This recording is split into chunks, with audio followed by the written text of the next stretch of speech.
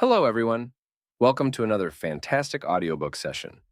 If you're interested in accessing additional chapters, please check out the playlist linked in the description below. To support the author, you can find a link in the video description. A special thanks goes out to our Patreon member who requested this novel. If you'd like to request any audiobook that is freely available on a website, please consider joining our Patreon community. Members can send me the link and name of the novel they wish to hear. Lastly, if you'd like to listen to this audiobook in the background while your phone is off, you can purchase a Google Drive link. MMH.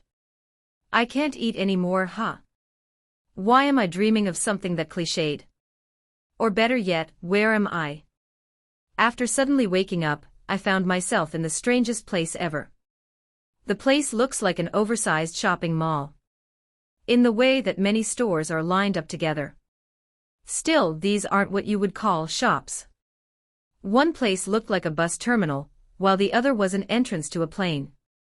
Other places were just a simple road that went into the horizon, a large escalator that went up to the heavens, teleport gate-looking things straight out of a sci-fi story, and even a catapult that sent people flying into the sky. Oh, and did I mention that all the places extended past the allowed room that they should have? It's like each store has its 3D extender thingy, whatever that is. Strange point number 2, the people. Well, people ain't that strange, I have to agree to that, but they are when they look like flimsy, humanoid-shaped will-o-wisps. Is there a ghost seminar somewhere here? Wait a sec. Then what about me? Let's see, foggy legs, unclear body shape, some transparency, plus self-glowing features, yup. I'm a GHGHGH ghost. Alright, calm down me. This ain't the time to zoinks out. First off, what's this place? Wait, I already asked that. And the answer is, I don't know. Then, how did I come here? The last thing I remember is that I walked up the stairs to the train, and just past the janitor that used way too much soap and water, right? Alright, problem 3. How do I get out of here and smash that guy's face in? Huh? Wait, why did I want to take the train again? Better yet, who am I? I can only remember that I slipped and crushed my skull. I think. I only remember stuff like the news, what I learned in school, novels, games, manga, games. I played too many games. I know I was a single guy with no girlfriend or relatives, but except that, zilch. Is this the hit-your-head memory loss trope? Alright, question 4. How do I get my memories back? Or can they even be recovered? I'm already dead after all until the opposite is proven. One good thing with this whole no memory thing is that I don't freak out so much over being dead. When I'm on the subject, how's everyone coping with the whole being dead situation? All of them are foggy figures right now. Aren't they freaked out, despairing, or at least somewhat surprised by all this? Let's see, subject number 1's kinda sorry looking. He's more foggy looking than me. I can't tell if he's a man or a girl. Most of the other guys are in the same condition, while others look more human like transparent humans without any colors. I'm kinda in between, with foggy features, but people can see that I have a body. The guys that have a shape look kinda out it. Their eyes have no light in them, okay, forget that they are ghosts for a second here. What I mean is, they don't look like they have a will of their own. It's like they were hypnotized or something. The biggest reason for my hypnosis theory is how they jump on those sketchy transport methods at the different stores. Who would willingly turn themselves into catapult ammo? I don't know why, but somehow, even when those guys arrived as senseless ghosts, I came to this place with my mind still intact, give or take some memories. Is this good or bad fortune, seeing as I'm dead as a rock? If my mental library of manga and novels is in order, this place must be some kind of heaven, or limbo-like world. Or the step right before either one of those. All these different transportation methods, still not sure if they could be called such, could be the means for taking the dead souls to wherever they are supposed to go next. Anyway, ain't this bad? Only people in mangas get reincarnated with their memories intact, right? Not that I have most of mine, but my sense of self would go south if I take that bus. Or that plane. Or the bicycle. Not to forget the roller coaster. Wait, why is there something like that here? Isn't there some special method for guys like me to get back to life without all that? Where's the info desk? Forget the last question. If the desk staffed with guys like those, then I'm fine not knowing. A pair of crystal golem-like security guards were standing guard in front of an important-looking door. No, seriously. Some golems made from polished crystal are wearing a security guard uniform. Go and guard a museum or something, not here. Just as I was saying that, while hiding in the shade of a pillar that was just standing there, the guards reacted to some sound in the distance. It sounds like someone started a brawl. Was there someone else who snapped out of the deadman state like me? The important thing is, the guards went to where the sound was, leaving the door unprotected. I'm not sure if anything behind that door can help me out of this pinch, but hey, what do I have to lose? My life. Quickly and silently, as a ghost, I ran to the door when the guards had distanced themselves long enough from it. Please don't let this thing be trapped. After traveling through a damn long and dusty corridor after entering the door, I arrived at what appears to be someone's office. Appears is because this place looks like a mix of some Italian Renaissance artist's atelier and a library. Tons of bookshelves filled to the brim are spread around the place, with some strange-looking statues. Alien statues. The thing I like is the fancy desk in the middle of the room. It looks like something a billionaire would own. Kinda want one myself. If I had an office. But that super fancy computer is a different story. Give me, not. Bet that thing's impossible to access anyway. I'll stick to these books, why's there dust in heaven? I tried to blow it away, only to find out I lack lunges as a ghost. Awkward. The books are no good. I tried to read some of them after brushing away the dust, but whatever language this is supposed to be, it sure ain't from Earth. Maybe this world is the afterlife kinda thing for multiple worlds. Like all guys that die in every world get sent here, then redistributed to another world. There has to be some readable paper around here. Alien language, no. Next. Hieroglyphs, won't work. Next. Binary code, close. Next. I Skylish, have no clue. Next. Hey, English. Yeah. But, ugh. Physics. This is the worst of them all. Next. Next. Next. Next. Next. Nothing. 26,321 books, documents, and papers, and nothing that could help me. Nothing. What's the point in shouting? It won't get me anywhere, but it helps me relieve my stress. Arga. Okay, I'm done. But seriously, this joint has no related info on the subject of reincarnation. What the hell must a ghost do to get some service around here? A translator would work. I guess I have to try out the computer after all. It will only lead to thousands of alarms calling in those guards from before, which will lead to me getting thrown into the depths of hell. Let's see, where's the start button? Ooh. Touchscreen keyboard. Bip. No alarms. Heck, this thing was just in sleep mode. This place's security. Nah, I won't say anything. That joke's gotten too old already. I've fiddled with the machine for a while, and to my surprise, I can understand what's written here. It's not that the symbols here are something I recognize, but I still get what they are trying to tell me. Even so, the only program this bucket of bits has is some kinda character creation program. You know, like the one you use to make a character for an MMORPG. Quite the funny little thing, but not helpful with my revival plans. TSK. Thump. My feet kicked something. That was the plan, but I was aiming for the underside of the desk. This is a stack of documents. Who stores their documents underneath their desk? Let's see, 1, 2 for stables of docks.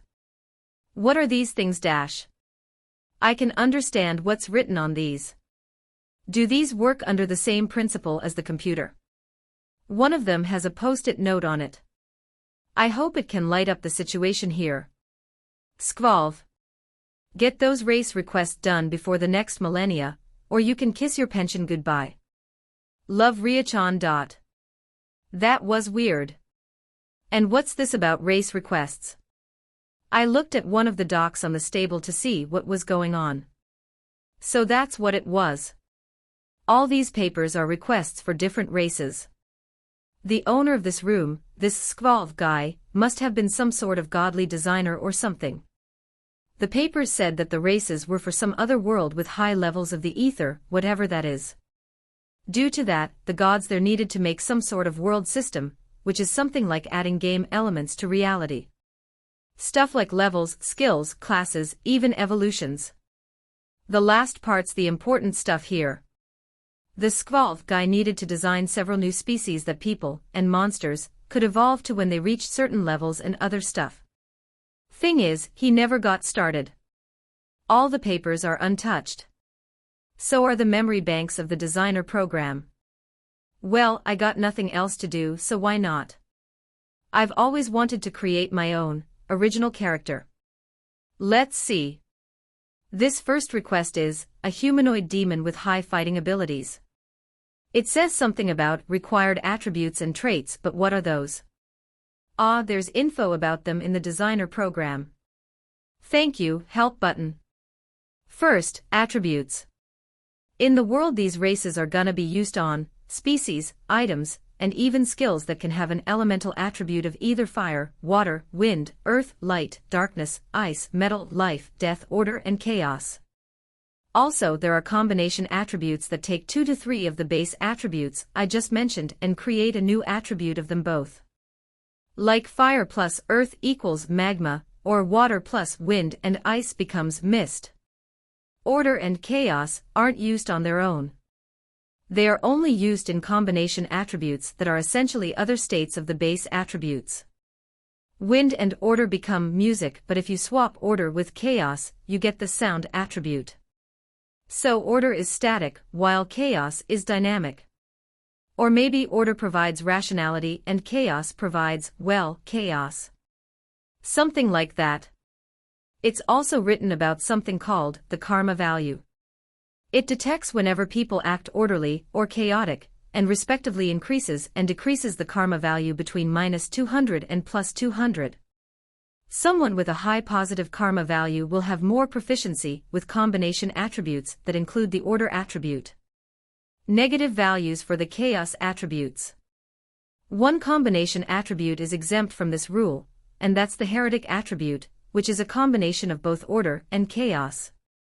It says here that this attribute is related to the damage of souls, What are you telling to a soul-only ghost? Anyway, that's the deal with attributes. Over to traits. These guys tell what kind of creature the thing in question is. For example, humans have the humanoid trait, while dwarfs also have that, plus the short size trait. Traits have special bonuses related to status growth, as the information calls it. The humanoid trait I just mentioned has a trait that increases the growth of classes, while the short size trait of the dwarfs reduces the growth of speed, but increases the growth of vitality and strength, whatever that's supposed to mean. Back to the request, this one wants a darkness attribute monster with the high demon trait despite being a monster of a general lower rank than what should be possible, and related to lewd demons, yet different from them. And they need to be a battle-type species. I sure don't want to meet something like that in a dark alley. Still, this lewd demon thing ain't that a succubus. It can also be an incubus. So a race that's related to those, but someone that leans more on R18G instead of only R18. Thing is, lewd demon restricts the race to one gender. If I let it be male, succubus won't be able to evolve to it, and the opposite is true for incubuses. Isn't there something to fit both races? Oh. It's possible to have that race's gender be something else than just male and female. Tell me about that first then. Both genderless and hermaphrodite are possible, then our only choice is the latter one then. What do you mean, not possible, HUH? Then let's make it a female race then. Just discreetly throwing in a transformation ability, they're demons after all, I can't do that either, huh? Oh, I can write notes about the different parts regarding the new races. Then attach possible to transform, and attach it to the gender part. Alright, moving on to the race's average body measurements, since it's a lewd demon, and all, shouldn't their proportions be on the more lecherous side? Quite possible. Ah, won't I have to connect this nice body to the battle species part of the request? But when I think of battle species, I imagine stuff like muscle hulks that speaks with their muscles, not my ideal lewd demon. Ah. How about a femme fatale? They do sound a little more graceful than a muscle idiot but still not battle-worthy an assassin. Yeah, that's an idea. Killing with sneak attacks can be considered a battle, right? Let's brute force our way through with lots of comments. It's done. My DDoS attack with comments just gotta get this idea through. And this high demon trait is said to boost demonic magic or whatever, meaning I can sell this idea as an assassin race that can also use curses to kill their target. Sweet. Now that's done, I need to make this race's average measurements alluring but still nimble. I'll make it so that their muscles don't show as well to trick the target. Then there's selecting possible hair and skin colors. As for the attributes, this one needs the darkness attribute. Assassins and darkness go hand in hand after all. And since both succubus and incubus both have it, why not the heretic attribute as well? MHM. A good result if I have to say it myself. It's up to the one who delivered the request to add skills and potential more traits to this thing, that is if they ever get to see it. All that remains is a short description of the race, then the name, something like hell since it's a demon. Or something related to the underworld. It is a deathbringer after all. Hades? Nah, too overused. Something related to assassins. No, I like the idea of having it related to the underworld better. Then, instead of the more mainstream religion, how about one of the less known ones? We have Mayan, Indian, African, Mesopotamian. Kor Kaigal. That's this race's name. I don't know why, but the sound of it just sits well with me. After adding the name and description to the character page of that race, I saved it and started on the next request sheet. A fish-type series that's possible to live in the wasteland. In that case, I'm on a roll now. Time to finish this last one. And ping. Arg. Pop-up. I hate them. Wait, how's a pop-up possible when this machine only has the designer program on it? Let me save first. And done. Now there will be some happy zombie dragons in that world. What was that thing from before? A male. Hello, you shameless little soul in the office of one of my subordinate gods. My name is Alvatria. One of the rulers of Terra Sol, the world that those races you have designed are going to be used on. Alright, I'm in trouble. But how did she know I was here? Friendly advice, never use a computer without checking if it's got cloud save or not. Wow, she's good. I mean, crap, this is bad. Do not be alarmed. The trash talking is just me following the evil goddess 101. Oh phew, what was that about evil? Moving on, I was the one who received those designs for the new races to be added to the Terra Sol world system. And I love them. Especially the first one. It struck my heartstrings right there and then. So I have a suggestion, will you be reincarnated to the world of Terra Sol as my subordinate? What is she talking about? The thing is, on Terra Sol, there are 12 really bad pieces of news. Like, bad enough to destroy all of Terra Sol. They came to birth due to some minor programming faults with the world system, the power that grants skills and evolutions if you don't remember, and they are kinda impossible for even us to get rid of without, destroying all of Terra Sol. That's counterproductive, alright. So when we first got to know about these ultimate disasters, we named them such since they have the same numbers and represent the same attributes as us, the 12 ultimate gods of Terra Sol. We informed the mortals about those monsters. Still, that wasn't enough, as one of these disasters showed itself during a war between two nations, and almost destroyed them both. Then, one of my colleagues, Kolux, came with the idea to grant several individuals there on the battlefield a blessing from us ultimate gods. The idea worked, and the disaster was defeated. After that, we decided to call these fellows the champions of the ultimate gods. But here's the kicker, not all the gods granted powers to people. The problem is that there are not many people that can accept our blessings. Putting it bluntly, we ultimate gods are too clumsy to grant small amounts of power. Forcing someone unfit for the blessing would lead to them blowing up like a piñata with a stick of dynamite in it. Just gorier. You don't need to describe it.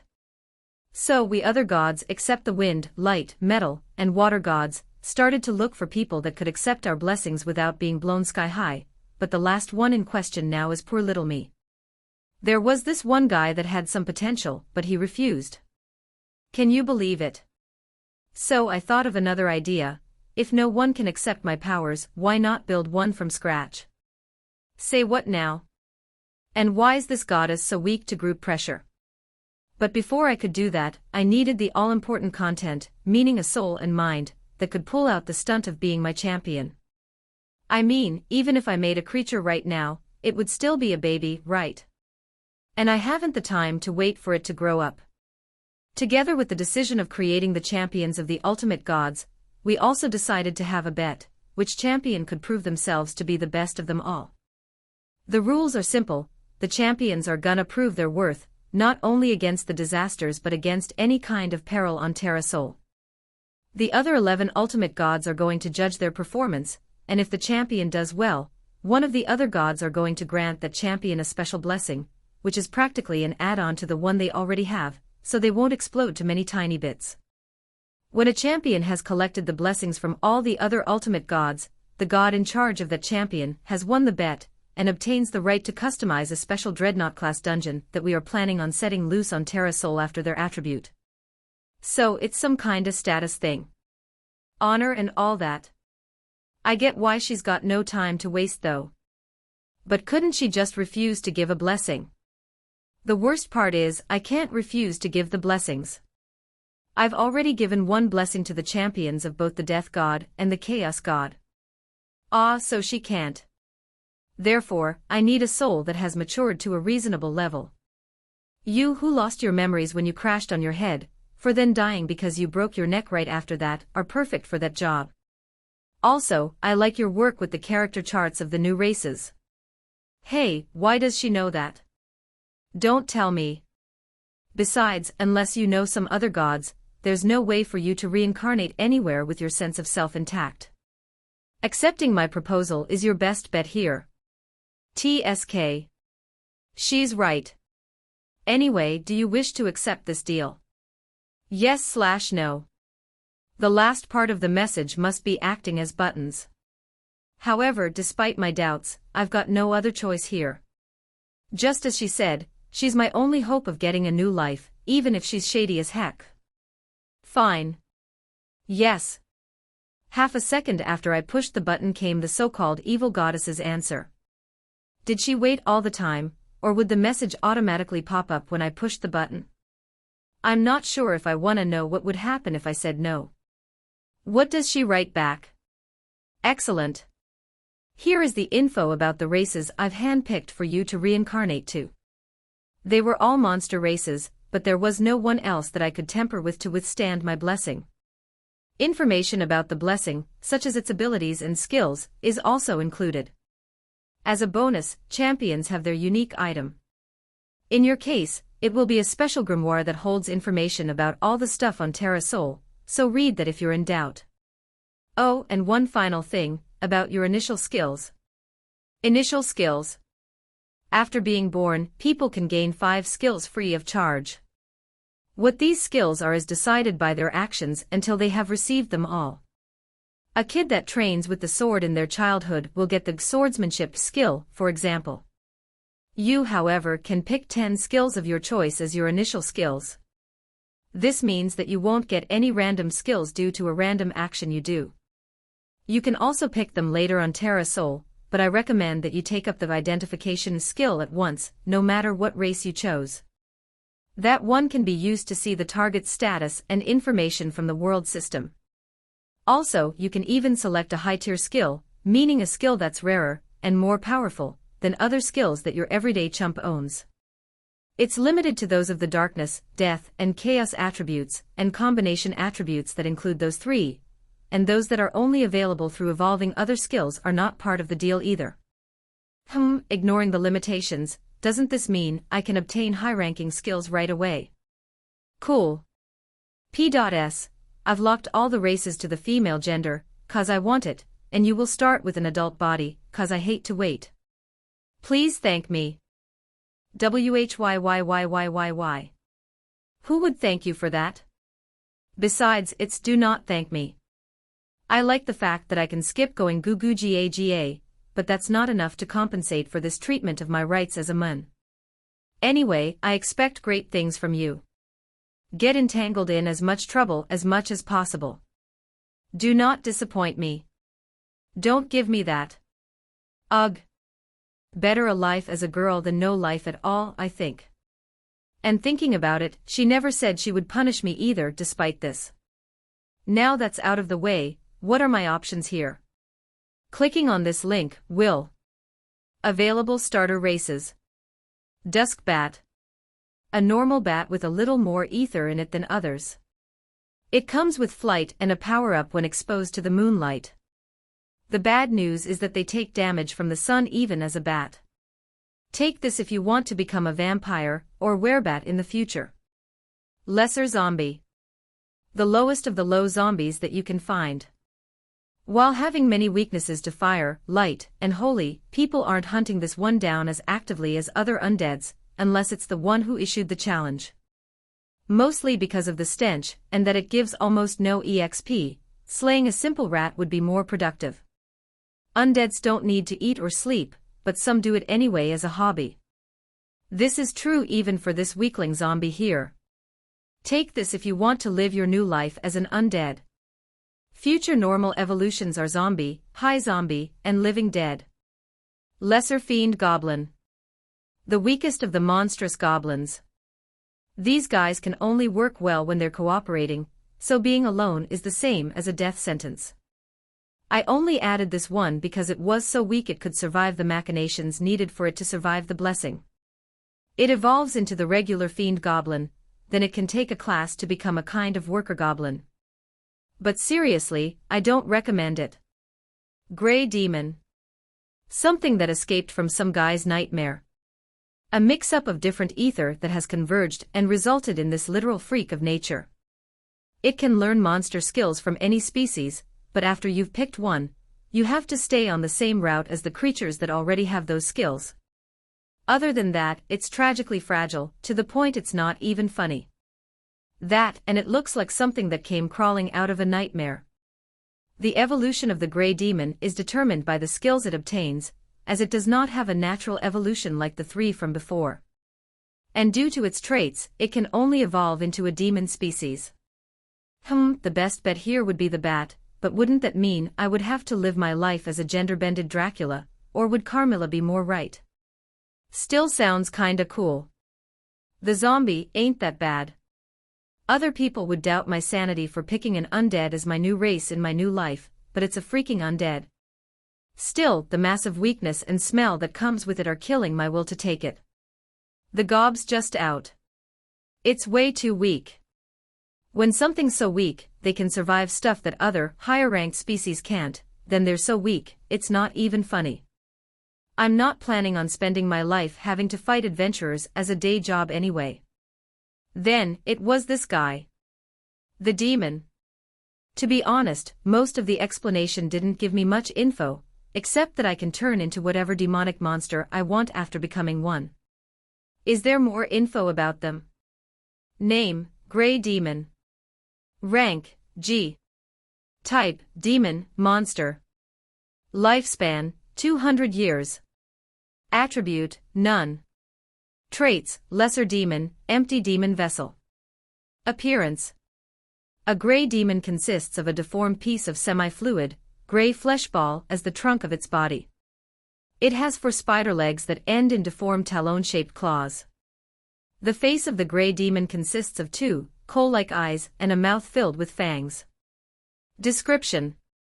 The gray demon is a particular type of demon, created when many random types of ether merge. In other words, the gray demon is the leftover of several types of monsters. Due to their instability as a demon, the gray demons are extremely frail. Due to its nature, the gray demon is said to be a vessel of the grudges of the dead monsters. True to those words, the most promising feature of the gray demon race is that all individuals of this race have some sort of monster skill. Another common point is that all gray demons seem to focus on one style of monster skills, having researchers believe the gray demon's selection of available skills gets reduced each time this demon obtains such a skill. There was. And it comes with a picture of it as well. Except for the mouth and eyes, it looked kinda cool. But I don't wanna meet it on a dark, lonely night. Heck, not even if it was in the middle of the day, and I had the whole American army behind my back as support. There's something about traits along with the explanation. Can I see? I can see the info about them too. Trait, lesser demon. Abilities. Increases the difficulty in obtaining positive karma value, small. Decreases the difficulty in obtaining negative karma value, small. Increased holy attribute damage, *4. Trait, empty demon vessel. Abilities. Inheritable trait. Negating holy and curse attribute damage increase due to traits. Eased acquisition of monster skills. Demon species evolution only. This one's probably the best till now. I mean, all of the choices have some sort of weakness, but the gray demon negates one of its greatest weaknesses. When I worked with the documents before, I learned that creatures ranked G all evolve when they reach LV.10, so even if this species weak, it's only a temporary weakness at best. The bad news, except for the race's fragility, is that karma value thing, but that's probably just cause demons are like that from the beginning. That I can't become anything other than demons are kinda frustrating, but hey. No increase in holy and curse attribute damage is worth it. Wonder why curse is included. Even so, I've learned a little about these skills by designing all those races from before, and I can conclude that obtaining monster skills is way more difficult than the other types of skills. You can't obtain them as an initial skill, for example, except when you're of a species that has the skill normally. Speaking of which, this thing's got an inborn skill attached to it. It will take up one of the slots for the initial skills, so let's see if it's worth it. Skill, magic sight. Skill type, perception skill. Attribute, none. Effect. A magic eye skill that visualizes magic power. Attributes are divided by color. The denser the color, the higher the magic power. Magic eye skill. Oh, this thing's worth just going to the roof. But seriously, this skill is somewhat useful. With this thing, I can see how strong the other guys are, or is it limited to magicians only? Can't I get a better explanation, please? Anyway, I need to see what this thing here does before I decided on anything at all here. Blessing, Champion of Alvatria. Abilities. Darkness attribute enhancement, huge. Darkness attribute resistance, huge. Darkness attribute growth, max. Doubled skill point gain. Potential starting item pack obtained when evolving. Skills obtained. Darkness element LV.1. Darkness reinforcement LV.1. Darkness resistance LV.1. Aura of darkness LV.1. Debuff reinforcement LV.1. Identification LV.1. Language adaptation. What's with this? Darkness, darkness, and darkness. And those abilities, ain't them broken? Heck, the growth boost ability is at level max instead of huge. And ain't skill points the stuff you use to get skills normally? Do I get them double as fast as others? The item pack sounds more like a present for a well-done evolution than anything. Don't tell me that all champions get these privileges. A quick right-click festival later, and the 7 skills of mysteries were solved in a blink. The element skill works like the inborn attribute in giving a boost to skills of the same attribute. The reinforcement and resistance skills are just like on the paper, and language adaptation is just like it says on the fine print. Good. The real golden eggs were these guys though. Skill, Aura of Darkness. Skill type, active skill.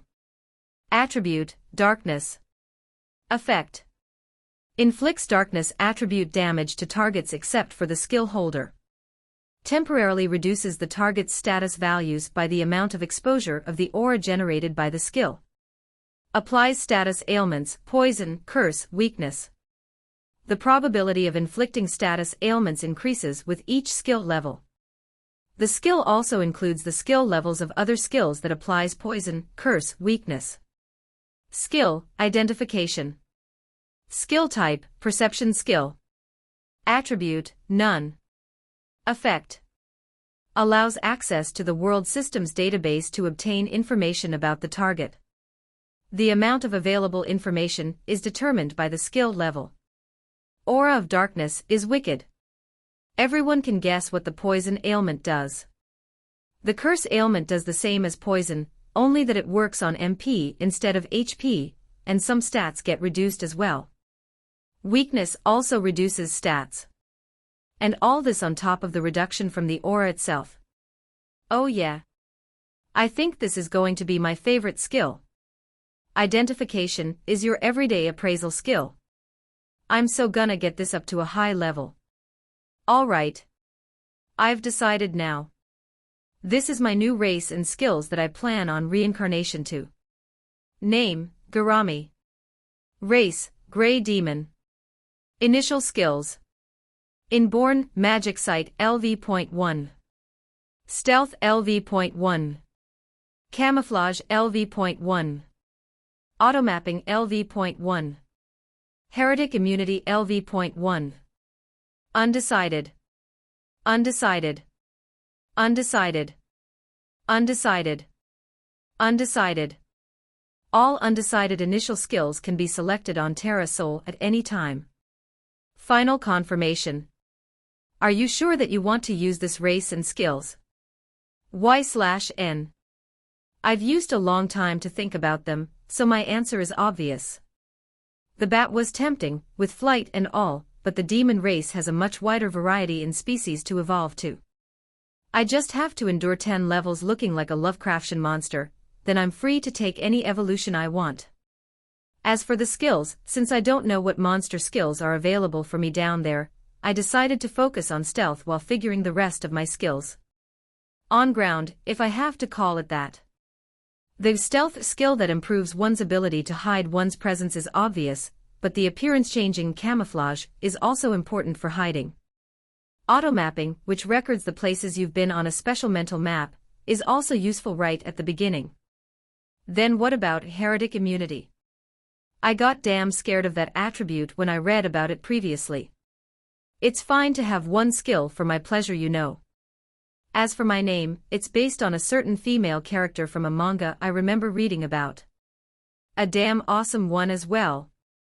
If I have to live my life as a woman, then I want to be at least half as awesome as her.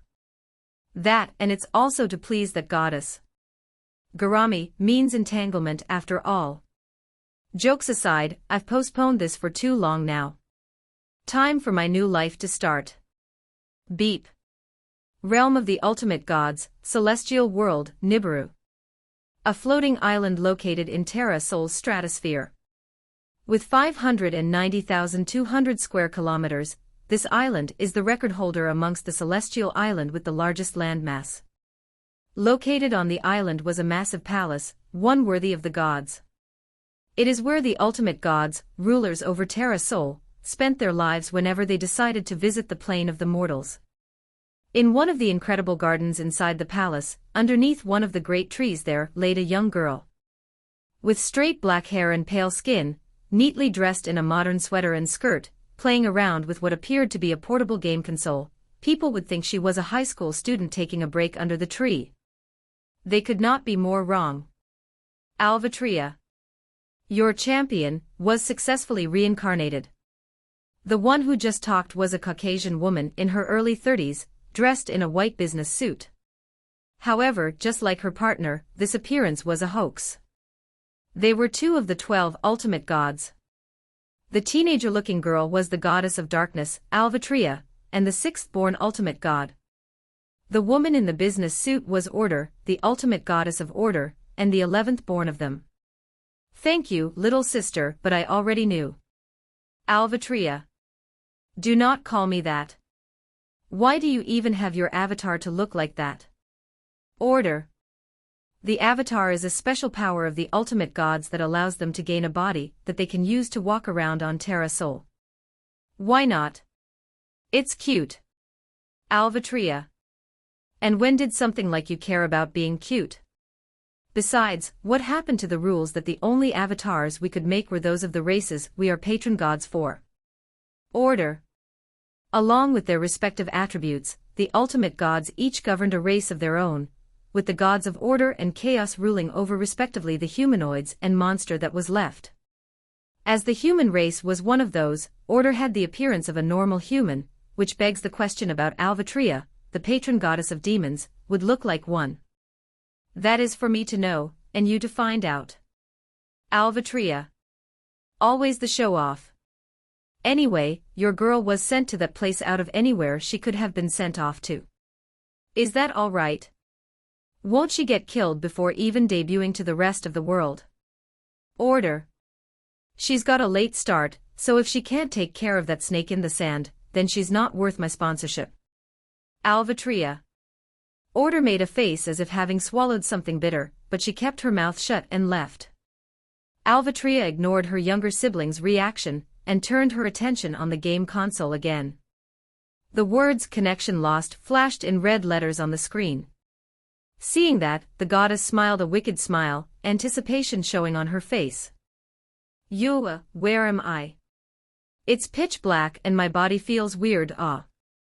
The reincarnation. But why can't I see anything? I know that I should have eyes at least. Let me get a sec to think. Why's there so dark here?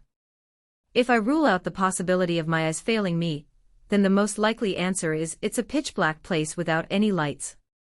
Then that would answer my first question as well. Thinking about it, all those choices I got for my reincarnation were all monsters.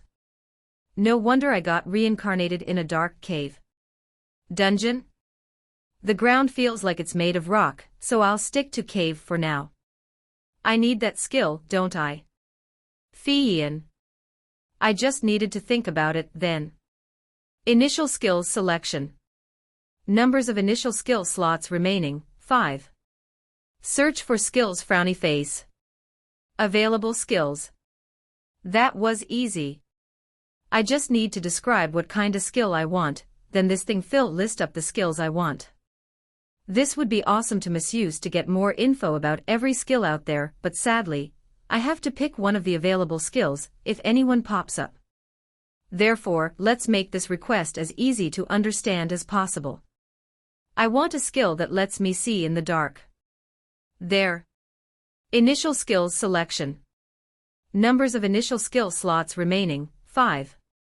Search for skills. I want a skill that lets me see in the dark. Available skills. Night vision LV.1. Ability to see in the dark. Vibration sense LV.1. Ability to feel vibrations in the air and the earth. And there it is. The text in the hologram window that appeared is in a language that I don't remember having seen before, but thanks to that language adaptation skill, I can read it without any trouble. Or any other language in that case. I still need to remember learning this world's letters, if I want others to understand what I write. And FYI, the hologram is only visible to me. It doesn't even light up the cave. TSK. Back to the point, I've got 2 options available here. I expected to see the first one, but a vibration sense. That sounds good for someone that's lost their eyes or never had them in the beginning. Thunk. Jaya. My feet touched something. Oh wait, it's just a book. What's a book doing here? Wait, ain't this the grimoire that the goddess talked about? It came here along with me. Then doesn't it mean that I have no other choice but to take a night vision? The other skill sounds cool and all, but it won't be of any use for reading a book. No other choice then. System message. Acquired skill, night vision LV.1. Ugh, don't look at it as a wasted free skill. Cheapskate mindset aside, my surroundings have become more visible. Still, it's only to the point of the whole place is lit up by a weak candle. And it feels like I'm watching at some images taken from an old-fashioned black-white camera. A bad quality one to boot. It's better than before I got the skill though. And I can see much farther than I thought I would. Maybe the skill level only dictates how well you can see, and not the distance. Then my eyesight must be pretty good already. Not that there is too much to look at. I'm inside a small cave, or maybe it's a dead end inside a cave. There's nothing special inside here, except for me, and the book right beside me. This must be.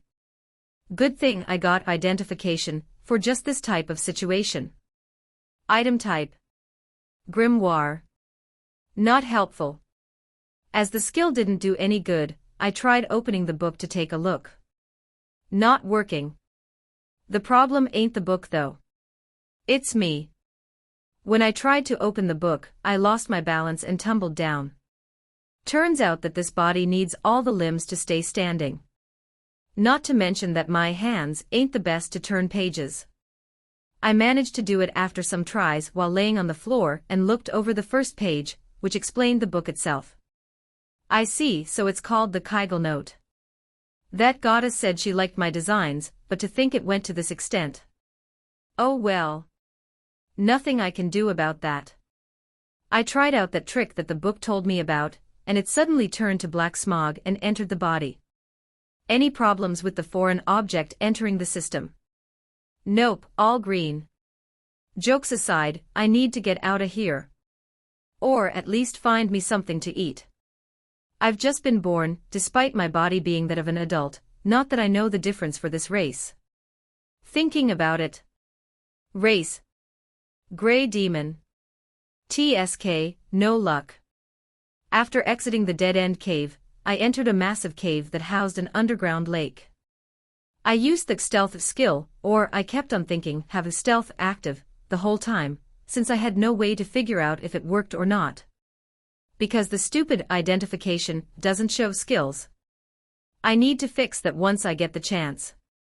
Back to the present. Remember that I said that I could only see in black and white due to the faulty night vision. Well, the lake's blue. Like, glowing blue. Don't tell me the lake's radioactive. Or is radioactive radiation blue at all? Whatever it is, I'm staying away from this lake.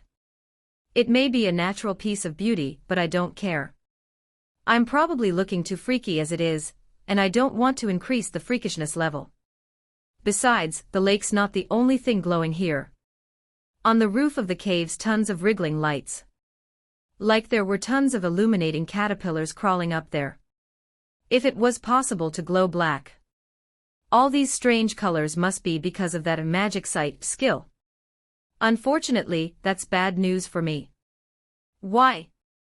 Because those lights on the roof look like vengeful ghosts. Have you seen a ghost picture before? These guys look like the ghosts in those pictures. Wait a sec. If the lights are due to the skill, which lets me see strong magic in the form of equal strong light, then this lake. Where's the exit out of this hell difficulty stage? There it is. Run. Run for your life. Wheeze, wheeze, did I get away? System message. New location of interest found, the Water Knot of Glavras, floor 9. Should I take that as an answer? I know at least where I am. But exactly what is here? The view from after I exited the tunnel leading out of the lake grotto was a wide field but still underground. From the name, I would say this place is a dungeon? It has that kind of feel. Besides, what cave would be divided into floors like this one? Was the lake on floor 10 or 8 then? No, it was the 10th. No other tunnels were leading the way further downwards, meaning the lake must be the bottom floor. Not that it has anything to do with me. Or rather, I want nothing more to do with that. Those ghosts, or whatever they were, are too scary. And I don't want to meet the thing in the lake that made magic sight react like that. Nessie has probably nothing against that. It is time to change focus on the current floor. It is a wide space, probably 150 or something meters high, but the ceiling is covered with some fog-like substance, so I'm not sure. Several hills, around half the height of the cave, had created a natural labyrinth inside the open cave. The hills were too high and too large to climb up on without any tools, or maybe wings. Even so, not climbing them isn't an option. It isn't because I have the heart of a hiker, but cause of the blockades in the roads made by the hills. Huge boulders that glowed in a pale blue due to magic sight. Those are monsters all right. Maybe some kind of mimic, or something with the camouflage skill. Anyway, there are 2 of them on each side of the entrance to the area beyond the tunnel leading to the lake. Meaning, I'm stuck. The only other way is to climb on those hills. Still, they're so steep that it's better to call them walls. I need something like a rope to climb up these. Is there some rope skill available? There is. Among the many races I designed, there was a certain group of monsters that had access to such a skill. I snuck into the blind spot from the boulder mimic's viewpoint and accessed the skill shop, a function of the world system anyone could access to trade skill points for skills.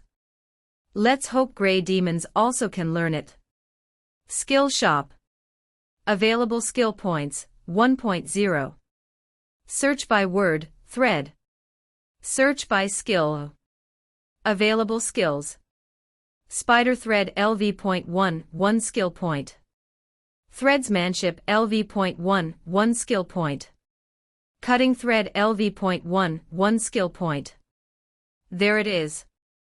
The spider thread skill was always asked for as the spider monster's evolution requirements.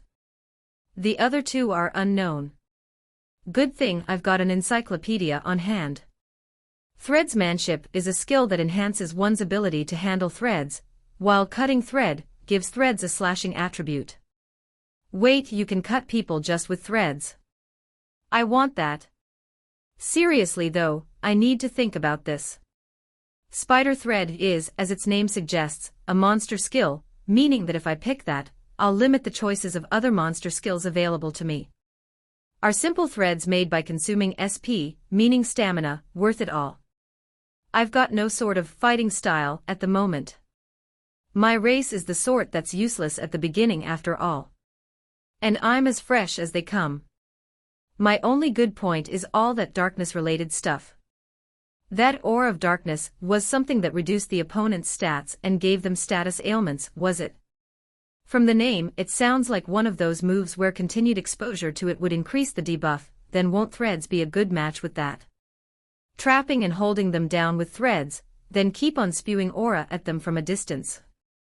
I like it. I just wanna check my other options. Flight skills, no hits. Levitation is no good. Teleport. You wish. Not that skills like that could be obtained with just 1 skill point, and I don't want to risk a potential initial skill for something that dubious. At worst, I would have to take something like flight reinforcement, if that's a thing. I'll play it safe for now.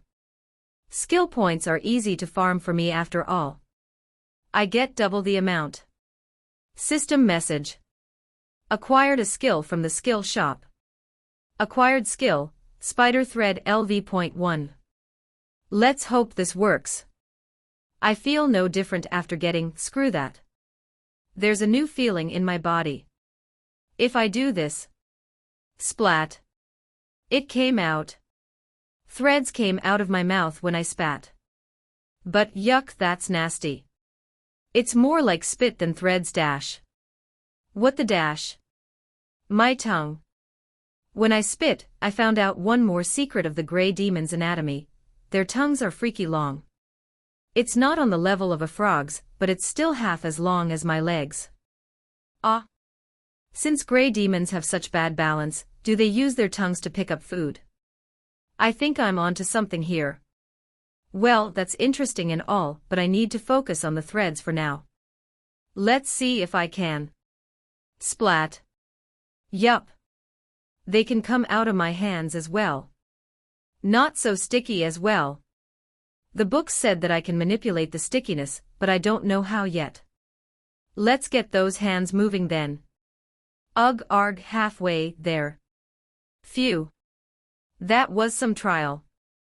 Good thing this platform was here so I could take a rest. The climbing went relatively painless, except for the massive exhaustion. Despite being a newborn, I'm more well-fitted than I expected. Could this be the reason why the goddess reincarnated me with an adult body? Still, it was good timing that I reached this platform right now. Why? Because someone else is going to become prey for the boulder-disguised monsters. A group of fishman-like creatures was wandering towards the entrance of the tunnel leading to the lake on the next level. They were armed but only with primitive spears and knives. Could they be related to Sahuagins from my world? Identification, don't reach that far. I seriously need to increase its level. No matter, the fishman won't last long. Magic sight is better than identification in range, so I can see that the fishman's magic is weaker than the fake boulders in that department. Or it's better to say they're practically non-magical. It could be their physical muscle heads, but I'm not that optimistic. If they do get rid of the boulders, then that's okay for me. Alright, the moment of truth. The fishmen are passing the boulders. Chomp. Eh. Ah. The top half of one of the fishmen disappeared. The boulders. They're snake-headed turtles. No, since we're on land, or better yet, under it, should I call them tortoises? Anyway, one of the two tortoises had chomped off that lost part of the fishman just now. Despite being a tortoise, it was so fast I couldn't see it. The guy that was just eaten even took half a step after the bite, as if the remains of the body didn't register it was eaten. The other four fishmen stopped in shock, only to be the prey of the tortoise behind them. Another fishman got eaten, while the remaining three tried to get into position to counterattack. That was brilliantly prevented by the first tortoise again, who took another fishman as a snack.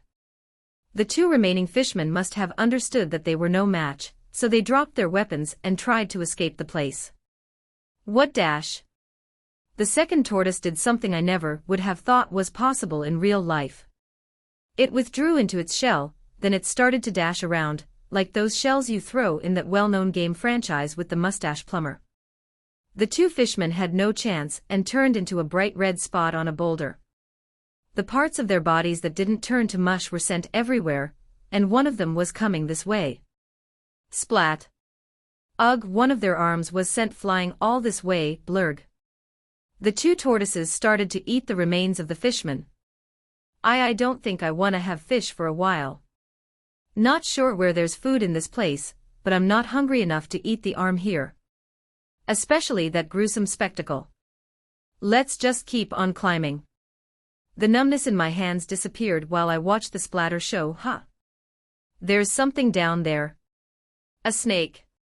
A dark-colored snake was slithering around the ground, looking for body parts of the fishmen that were just killed and that the tortoise didn't care about. Is it a scavenger? You know, I may not be too far off. It must have used a skill like stealth, or the weaker version, hiding, to escape a magic sight's effect. Then we both ignored each other cause we lacked the necessary skills. Just like those fishmen from before. I'll take up a search skill when I've got the skill points for it. Shaw. Snake. Ha. Oh crap. I just met the eyes of the snake. It looks up here with murder in its eyes. Why? Is it cause of the arm that's up here?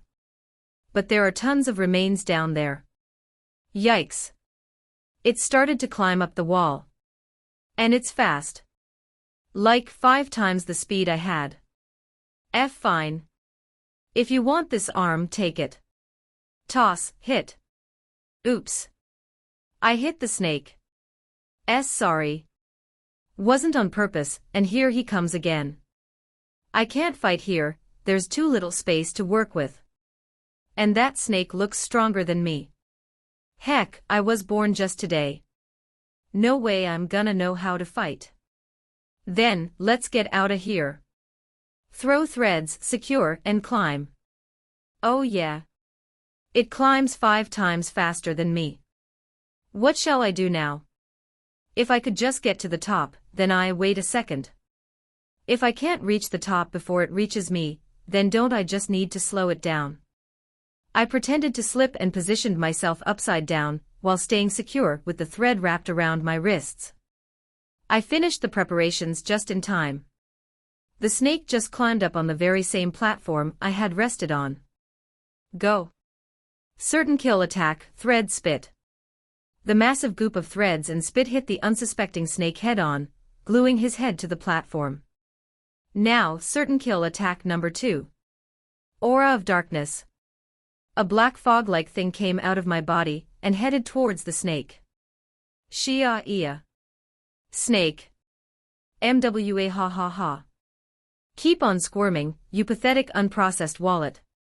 The snake felt intense pain while being bathed by the aura. Or, it looks like he does that. If he's faking that, then he would have won an Oscar with his hands down. Oh, snake. Right. Now that it's this close, won't identification work? Race. Scavenger snake. That explains things somewhat, but not his stupid level of anger over me. Before I hit him in the face the first time, I mean. Ugh, I'm starting to feel lightheaded. Is it because of the skill? Better stop then and climb. I fixed my position and started to climb towards the top again. Finishing him off. No way. That snake's big enough to take a chokehold on 2 of the fishmen at the same time. Let alone little, adorable me. I kept on climbing while the snake tried to remove the sticky threads. It managed to force itself off the platform and looked up to continue the chase. However, rumble, rumble, rumble, rumble. Splat. Strike. Take that, you stupid sucker. If boulder bowling existed, I could take a crack at the champion title. I saw the boulder during the first half of my climb, and that its foundation was starting to crumble. So I took the opportunity to use the last juice of aura of darkness on the rock, give it a little push, and there you go. 1 pancake scavenger snake, ready for takeaway. But phew, that was close. System message. Your level has increased. Reached LV.4. You have earned 0.3 skill points. Due to Champion of Alvatria, an additional 0.3 skill points were earned. Karma value has decreased. Acquired title, Giant Killer. Acquired skill, Strength increase, small, LV.1. Acquired skill, Vitality increase, small, LV.1. Bonus EXP acquired. You have earned 0.3 skill points. Due to Champion of Alvatria, an additional 0.3 skill points were earned. System message. Your level has increased. Reached LV.5. You have earned 0.1 skill points. Due to Champion of Alvatria, an additional 0.1 skill points were earned. Hold on for a second. Didn't like lots of stuff pop up now.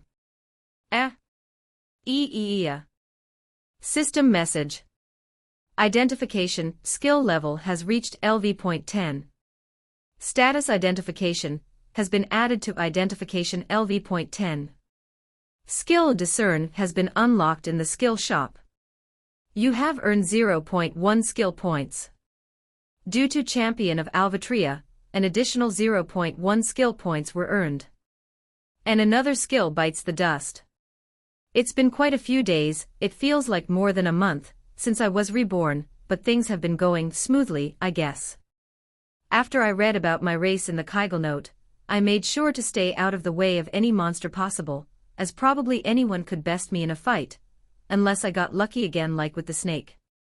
dungeon or cave. In places like this, the stronger guys would be at the bottom layers, while the weaker guys should be closer to the entrance.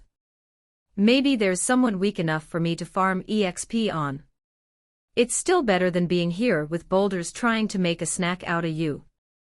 The good news is that there aren't too many monsters that can climb up to the hills, so I've been using these heights to escape any troubles and monsters as well. The only guys on this floor who can climb all the way up to here are the scavenger snakes, and they stick to eating the remains of the meals from either those snake-necked tortoises like the first two guys, or a cobra-like water attribute monster that sometimes cooperate with the tortoise. Not sure what the latter two guys are, as identification's range can't reach them from up here. It's safe up here, so I won't be going down anytime soon. Food's no problems, as the whole place is littered in flora. The other monsters kept away from them for some reason, so I needed to figure out what kind of plants they were. That was done when I got identification to LV.5. A simple ability known as name identification got unlocked then. That plus the Kegel note was just what was needed to solve this mystery. The reason why vegetables ain't on the menu is cause of this special plant known as the crackerberries. They're an explosion attribute plant species that literally blows you up when you're getting too close to them. They grow with other plants, camouflaging themselves to look just like them, so eating plants with these pests around is equal to playing Russian roulette with dynamite instead of bullets. Funny thing is, their explosion attribute was the reason why I'm able to figure them out. All hail, magic sight. Even so, I needed to use the note to figure out what was edible from the non-explosive ones. Some were goods, some were misses. I miss a good egg and bacon breakfast now, not to mention barbecue. Wonder if there are some non-monster fishes here. Speaking of which, it became the third skill to reach LV.10, identification, from before as the fourth guy. The first one was unsurprisingly, night vision. It also comes in colors when reaching LV.10. The first colorful view of the marine blue caves was breathtaking. Back to the point, the second skill that reached the good, ol' LV.10 is of spider thread. There was barely a moment between this guy and a night vision. But when I gave it a thought, I do use it to make bridges and for climbing, as I keep on walking on the higher area of this floor. I also used it against the snake, which was way higher in level than me, as proved by me getting the giant killer title. Maybe you get some bonus proficiency when using skills against stronger targets. Like in games. When we're on it, let me give a quick explanation about titles. They're special abilities, similar to skills, that are automatically acquired when fulfilling certain requirements. In a giant killer's case, that was to kill a creature that was at least 10 levels higher, and their racial rank was one higher than my own. Titles come with tons of rewards, such as bonus EXP, up to 2 skills, unlock certain classes, and you may even get some skill points. With a giant killer, I got 2 skills, strength increase, small, and a vitality increase, small. They're skills that improve your status values, not that I feel any different from before. As for the effect of the title itself, an increase in damage is inflicted on those with a higher level, or higher rank in the racial hierarchy. Or better yet, both at once. Sweet. Except for the part that I'll probably be toast if I face something like that. You also get an equal amount of skill points, depending on how many points the killed creature's race gets when they level up or reach a 10-fold level with a skill. The snake was rank E, so I got 0.3 points, which was double due to the whole champion thing. Due to that, I've earned a total of 2.2 skill points since I was born. The initial 1 point is not included. I leveled up 4 times due to the snake, giving me 0 point for by 2, meaning 0.8 points from only that, then 0.3 from the title, doubled to 0.6, for finally, those from the 4 skills lately, giving me 0.8 more points. I used up 1 point after the snake episode, to get the threadsmanship skill I saw when I got spider thread. The skill is what's called a weapon proficiency skill. Meaning that even a doofus with a sword can use it with they get a swordsmanship. Yeah. Threads can be used as weapons. Who'd known? Except for all the guys out there that watch anime and spy movies? It helps me make better thread-based creations as well. Like laces. Okay, I joked. It helps me make what I call web bridges. And I know the names too spot on. But anything that helps me avoid the monster-infested ground floor is fabulous in my book. Oh, and I used the remaining 1 point as well, leaving me with only 0.2 skill points in the wallet. The new skill is called Danger Sense, which is better than nothing within detection abilities, I guess. Now then, I've been delaying this for too long, but people may be wondering about the system message I got before. The Discern skill is a little something that allows me to double identify the results that identification brings up. This is needed since identification can only tell me how many skills, titles, and blessings the target of identification has. Besides, it's faster to identify it rather than to look it up in the book all the time. Therefore, let's not waste any time. Take up the skill shop, searching using one of the skills in my possession, using identification for the search, and presto. Skill shop. Available skill points, 0.2. Search by word. Search by skill, identification. Available skills. Discern LV.1, 3 skill points. Identification blocking LV.1, 3 skill points. Fake identity LV.1, 5 skill points. Power-up identification LV.10, 1 skill point for 1 level up. UG 3 points.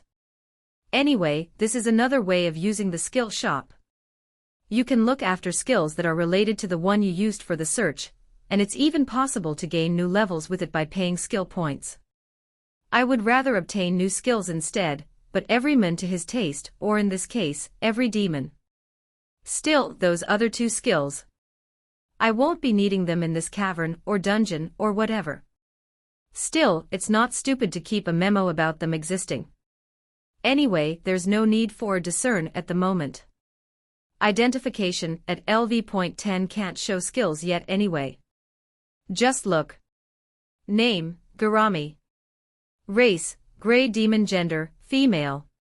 Level, 5. HP, 14/14 MP, 10/10 SP, 16/20. STR, 15 Vit, 11 Mag, 9.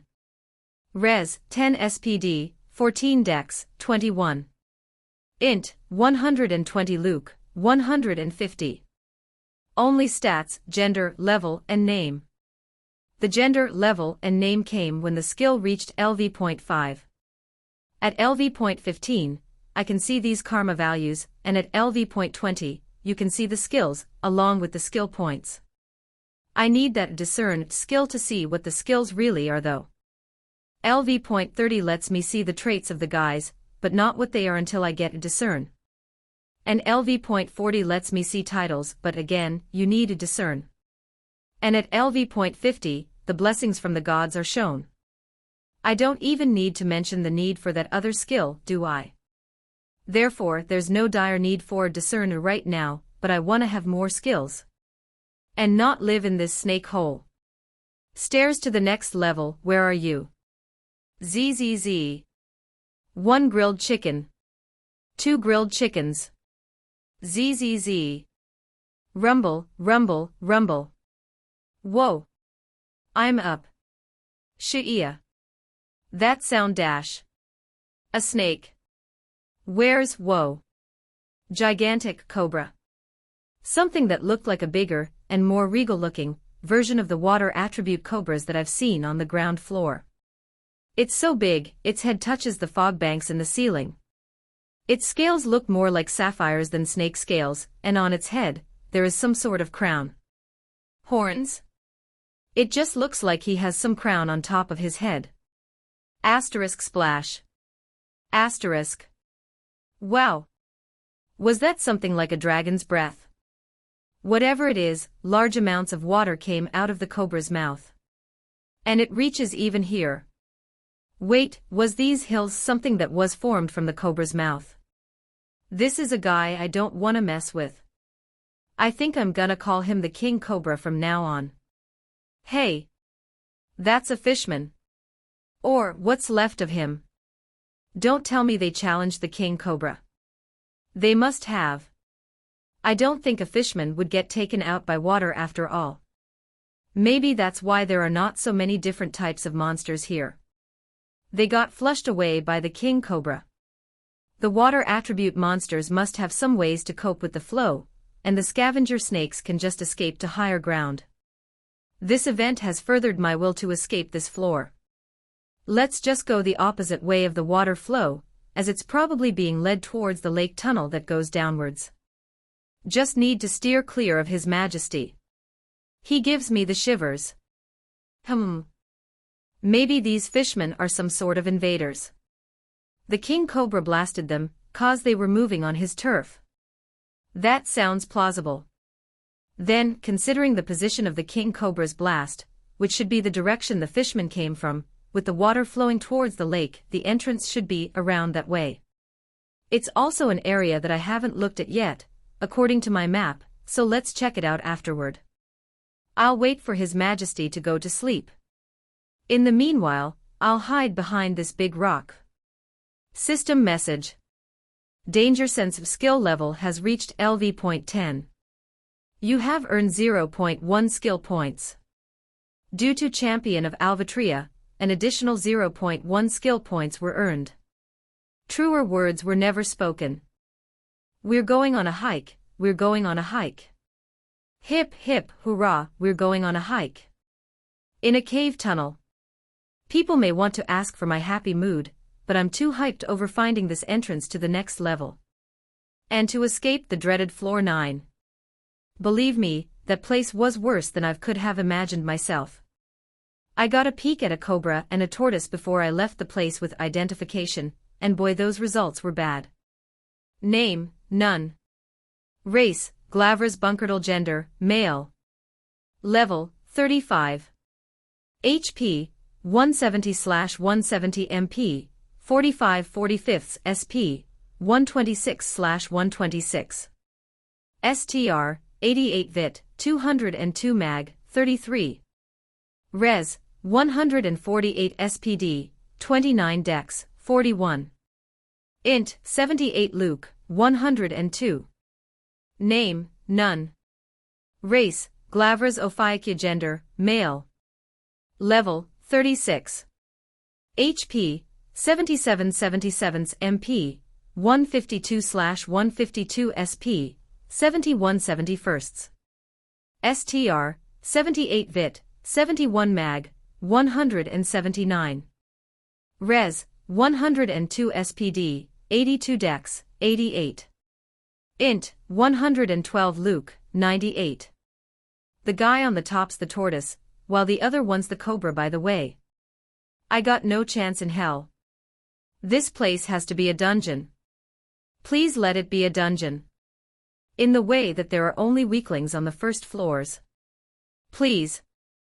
I don't know whether it was good or bad luck that made those two monsters pass by me right before I went into the tunnel, hopefully, leading to the next floor. The tunnel itself is just as dark as the previous place, only dustier, and with more boulders here and there. On the previous floor, there were lots of water sources here and there, which was good against dehydration. This dry tunnel's a refreshing change of scenery. It doesn't smell like a snake hole either. Wait, do I have a nose? My danger sense is tingling. Someone is coming down from the tunnel. Let's go ninja behind that boulder for now. Stealth and camouflage, don't fail me now. I waited while holding my breath, until two cobras came along. Phew, glad I noticed them. That sudden increase in the danger sense skill helped. Give it to His Scaly Majesty. Then this half-year's inspection was done, old chump. Cobra 1. Huh? What? Indeed. It is quite a tedious affair. Why cannot this Genesis God's vestiges be self-sufficient? Cobra 2. I can understand what the monsters are saying. Even if all the other guys only roared like unintelligent monsters, oh yeah. This must be that language adaptation thing. Guess it only works on languages that have a meaning. Still, Genesis God. That doesn't sound like stuff you should play around with. Don't say things like that. It is bound to invite a catastrophe.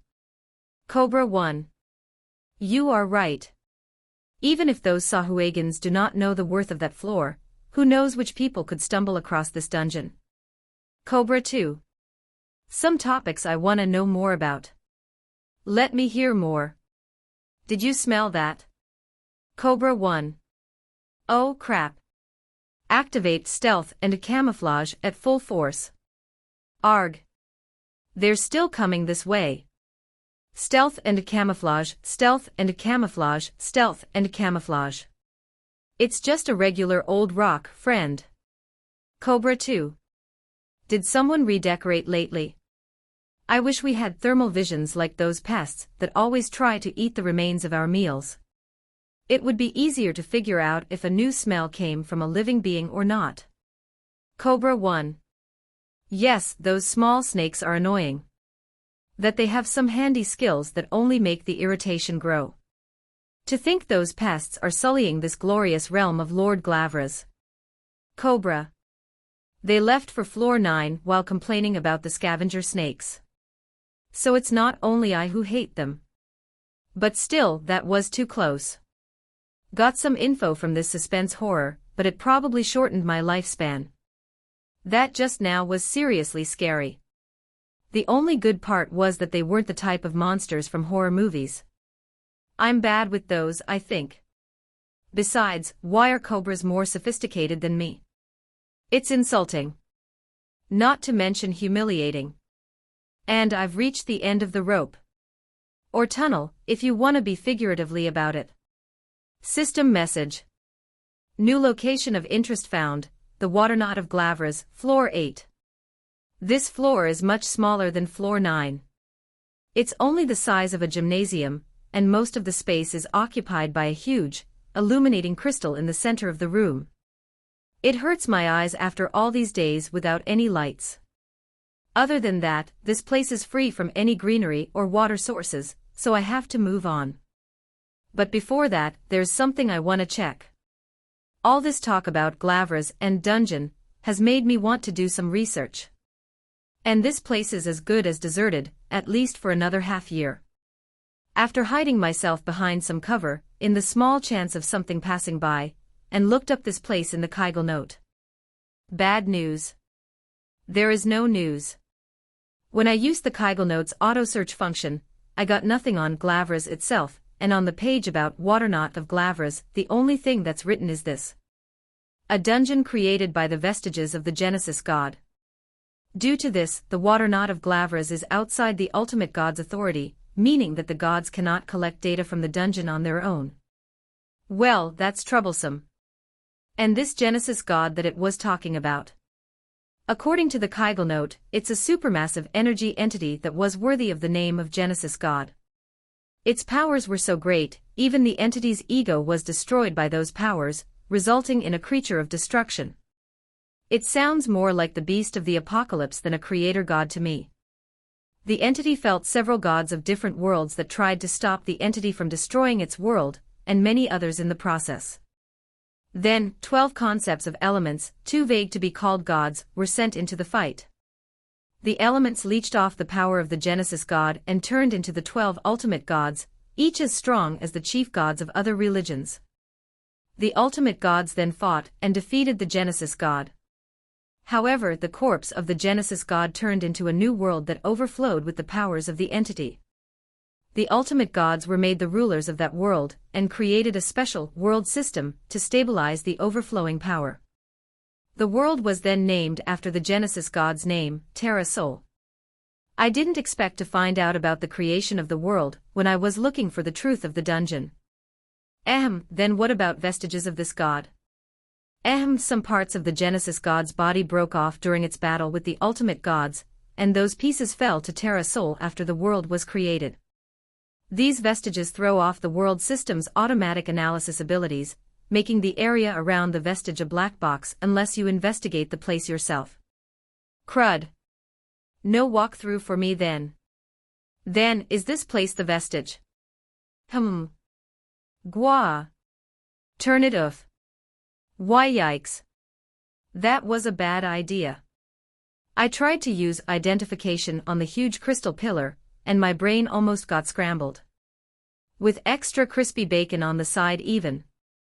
Quest, investigate the water knot. Quest giver, ultimate goddess of water, Lusalki. Quest description. The hidden dungeon, the water knot of Glavras, is a threat to all waters in the world, but due to the interference of the vestiges of the Genesis god, further information about the dungeon is not acquirable. People who enter this mirage-like dungeon try to establish a connection between it and the world system. Quest content. Use an information-gathering skill on a core unit of the dungeon, the water knot of Glavras complete. Rewards. 1.0 skill points. System message. You have earned 1.0 skill points. Due to Champion of Alvatria, an additional 1.0 skill points were earned. Quest clearance EXP acquired. And this is what? I got some points, so I don't want to complain, but an explanation would be just as thoughtful. That, and I got way too few points when considering the risks. Sure, it's enough for a skill or two, but my gray matter almost turned charcoal black. I wanted to leave this stupid floor as soon as possible, but when I was making my way for the entrance to the next floor. System message. Chain quest discovered, bug the knot, Alright, now what? Chain quest, bug the knot, Quest giver, ultimate goddess of water, Lusalki. Quest description. Connection with the water knot of Glavras and the world system is now fulfilled. From the newfound information gathered from the connection, it is believed that the dungeon creates a special barrier field by utilizing the vestiges of the Genesis god. This barrier will prevent any higher forces from noticing the existence of the dungeon, unless it is someone stronger than the Genesis god itself. Plant tracking devices across the dungeon to bypass the disruption barrier, and put a stop to the devilish dungeon. Quest content. Place 10 tracking devices on different power spots on floor 1 of the water knot of Glavras. 0 out of 10. Click here to receive the tracking devices. Rewards. 3.0 skill points. Unlocks, bug the knot, 2. A new quest, which was made from my actions just now. Should I feel proud? 'Cause I'm only feeling confused. The quest itself looks like a delicious offer. Just 1 skill point sounds like too little for the trouble, even if it's doubled, but power spots are spots of high ether concentrations. Magic site, will find them with no troubles. And hey, it's the first floor. If push comes to shove, I can just look for the exit rather than the power spots and leave this crazy place. Also, this quest is probably something like a chain quest you can find sometimes in RPGs. You complete one quest, and a new one pops up as a result. The difficulty will spike as you keep on chaining the quests, but so does the reward. Some things may be different from what I know, but whatever. I can check up in the Kegel note on my way up the floors. To be honest, this is quite a good deal for me.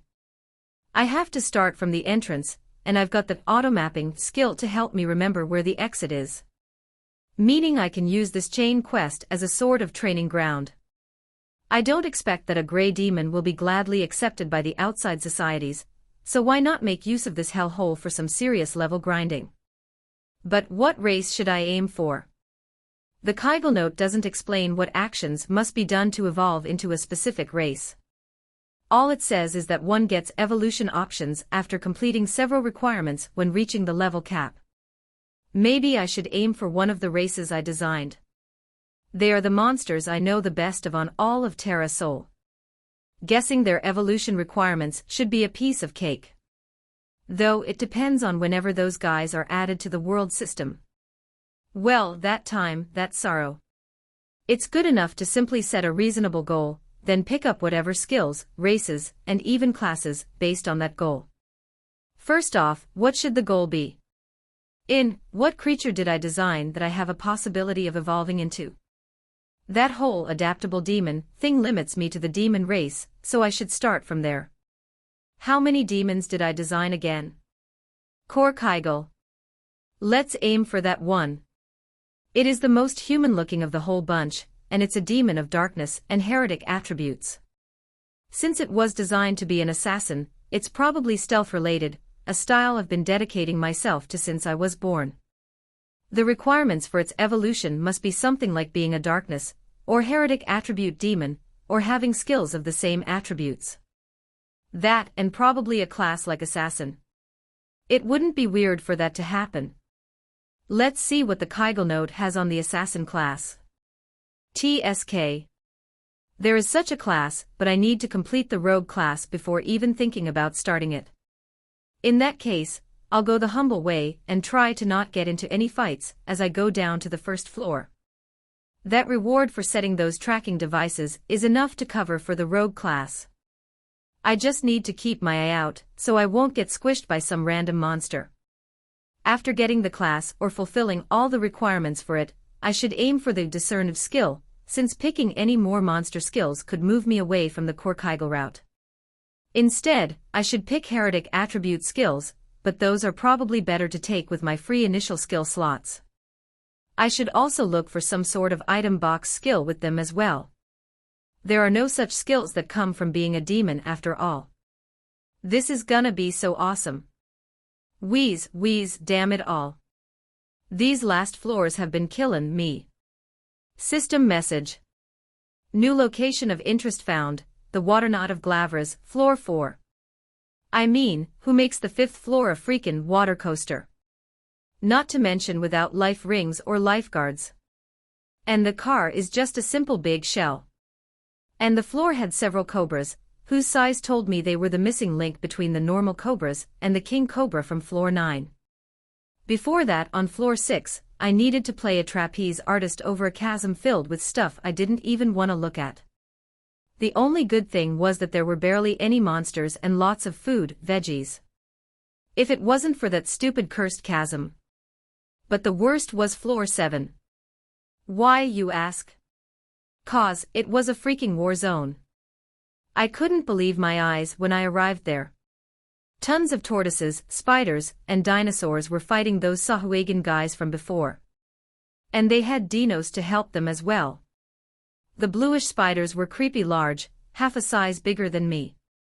Their abdomen was smaller than a regular spider, to the point of not being there. They fought by spewing water in powerful bursts at the opponents. There was also a bigger type of spider, with its head being formed like a human's upper body, arms and everything included. It didn't look too much like an arachne though. The dinos looked like those velociraptors, I think. I'm no dino professor, but they looked like those from the famous movie of the dinosaur park. Their bodies were colored with a mix of dark gray and dark blue. Also, some of those guys looked like the evolution of the raptors. They were bigger than the raptors at least. Then they had some fin-like kinda stuff on their arms and legs. Quite pretty, if they weren't on a bloodthirsty carnivore. The tortoises looked the same as usual. But they had some evolved friends with them as well. A bunch of bigger tortoises with 2 heads. Come on. The Sahuagins looked like they usually did. Guess those guys at floor 9 were a recon party, 'cause it sure looks like the Sahuagins are trying to conquer this place. The strangest thing is, the Sahuagins also had some dinos on their side. And of the same race as well. The only difference was that the Sahuagin dinos had equipment on them so that people wouldn't mistake them for those of the other side. And that's just the rank and files of the war. There were, from my point of view, 3 leader rank monsters on each side of the conflict. On the Glavras side, there was a big, Tyrannosaurus Rex-looking monster, probably another evolution of the dinos. Then there was some stupid big spider with an abdomen bigger than the rest of it. And it was pulsating like a heart to boot. EW. Finally, we had what looked like the top evolution of the tortoises, a freaking hydra with a shell. On the Sahuagin side, there were 3 super dinos. One of them looked like a Spinosaurus with blades all over its body. The second guy looked like an Ankylosaurus. The third looked like a raptor again, but it had quite the colorful plumage. It looked like one of those shamans from cartoons. Needless to say, it was obvious that I had no chance against this all-star battle royale of the Waterknot. My stealth and camouflage skills each passed LV.10 long before I had managed to sneak around the battle. Seems like I can't complete the quest for the 7th floor, that is if the quest goes that far. Well, back to the current floor. Floor 4 looks more like an ordinary cavern system than any of the other places. There are not too many monsters either. I think the dungeon was forced to move all their forces to floor 7 to stop the Sahuagin invasion, leaving only a bare minimum of personnel in the other floors, except for floor 9, which the King Cobra guards. It must be the dungeon's final line of defense. Well, guess I can start hunting now. I'm tired of chewing on weeds all the time. Not that I can cook the meat, will my stomach be okay? Anyway, hunting on the 4th floor is too risky. I need to get to the first one before considering anything like that. However, I need some real way of attacking. The closest thing I have on hand is that Aura of Darkness, and that's closer to a debuff than an attack. One of the requirements for the rogue class was to kill creatures undetected by others. And I need to do so 50 or more times. I need some way of getting the deed done, or else I can kiss any hope of obtaining Korkygel goodbye. I need to start looking, but first, I need a good night's rest. Where's the camping area? One homemade, spiderweb base later. It took some time, but I managed to build a secure resting place for me now. Sniff, it's been too long since I've had a good night of sleep. I discovered a small, hard-to-see opening in the wall, and it led to quite the cave. This place is perfect for a hideout, was my thought when I saw it, so I started to work on it the moment after I had checked the place was danger-free. I covered the entrance with a cloak of the same color as the dungeon walls, self-made, don't ask about the quality, then I set up some real-deal spider webs. These took some serious training exercises to learn how to make. And seriously, they aren't that well either. Better than nothing. Well, I've got a camp, some questionable defenses, and a not-sticky web bed. I've even collected a huge bag filled with greens for snacks. I'm gonna get the best sleep ever. And that tells something. Now that I have my camp, I can start looking over means of attacks. I was planning on getting heretic attribute skills, so an attack of that nature. No, maybe not. The heretic attribute screams, I'm wasting MP, in big letters and in stereo too. Aura of Darkness needs all the MP it can get, so I need something MP green, and it should be related to the rogue class, and Korkygel. What about poison? That sounds roguish. And even more assassinish. I'll check what's up for sale. Skill shop. Available skill points, 3.0.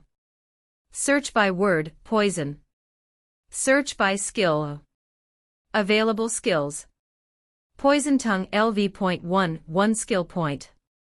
Poison resistance LV.1, 1 skill point.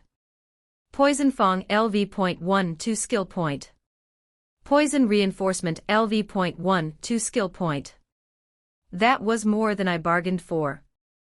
Am I that poisonous? They all only need SP, so they are kinda what I was looking for. What the heck's poison tongue? My brain must be tired. Let's get some sleep before I collapse. Night. ZZZ. I'm up. I'm up, I'm up. What's going on? I'm far from feeling refreshed, but my sleepiness has completely disappeared. And for some reason, I'm getting the chills here. Something's coming. My danger sense is telling me that.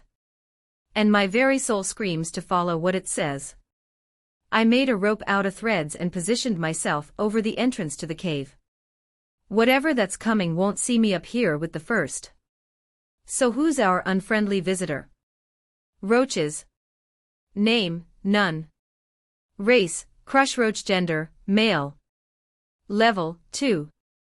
HP, 7/7 MP, 1/1 SP, 33/33. STR, 7 Vit, 21 Mag, 1. Res, 5 SPD, 22 Dex, 11. Int, 26 Luke, 88. Oh, I was wrong. Wait a sec. That's roaches. Big as a cat, yes, but still. Crunch, crunch, crunch, crunch, crunch, crunch. Hey! They're eating all my veggies. Wasn't that emotionally connected to them, but still. And now they're eating the thread bag. And the rock I used to keep the bag standing. Does a stealth work on these guys? 'Cause getting eaten by roaches isn't how I want my final moments to be. Please don't fail me now, stealth. Seems like the roaches have finished their devouring. They're leaving the cave now, not spring a single glance towards me. Phew, that was dash. 2 of them looked at me. Don't look at me, I'm not food. The 2 roaches looked towards where I am, then they turned to each other, and made faces as if they saw something disgusting, then they left. All right, you damn roaches. Calling me disgusting. It's on now. I kept on looking for where the roaches had gone to. An easy task, as all the tunnel paths they had taken, was left bare due to them. How much can they stuff into those small bodies of theirs? As I searched the tunnels for the pests, I discovered that the inhabitants of this floor were either the usual glavrous spiders, a type of frogs double as big as the roaches, which was called pond frogs, and several mouse species. I didn't care so much about them, except for the rats. I must be able to defeat those at least. They had the same stats as the other pests, but they didn't have any secret weapons like the roaches' swarm strategy. The rats are called gray cave rats, due to them often being seen in caves, and because they can eat rocks and dirt to replace real food. They act as the bottom feeder of the bottom feeders, according to the Kegel note. Tough luck for them. After some more searching, I found the roaches. And boy, this was more than I expected. A whole cave the size of a baseball stadium, filled with wall-to-wall roaches. Layers of them even. And in the center of the cave was a whole different roach, the size of a small car. It had some golden-colored horns on it, so maybe a king roach. Wait, it's a queen. It just gave birth to some new roach eggs. Irk. But yeah, my flames of revenge just died out. I mean, it's way too many of them down there. It's like a pest exterminator's worst nightmare. It's only because the tunnel I peek out of is around 50 meters in the air that I can spy on them without being noticed. But the moment I try to attack, the swarm will climb up the wall and drag me down, or just eat me here. Thinking about it, the spiders from before looked like they were patrolling with determination before. Was it because of the roach infestation? The only possible way looked like to take care of the groups that patrolled the tunnels with patrols of your own. The dungeon's heavyweights were all busy with the Sahuagin invasion after all. While pondering the dungeon's local governing, I went out of the tunnel and out to the crossroad. Let's see, I came from the path that leads downwards from here, but there's another one leading upwards. I had only taken the path I was in right now because I heard the noises of the roaches, but couldn't this road upwards lead to the next floor?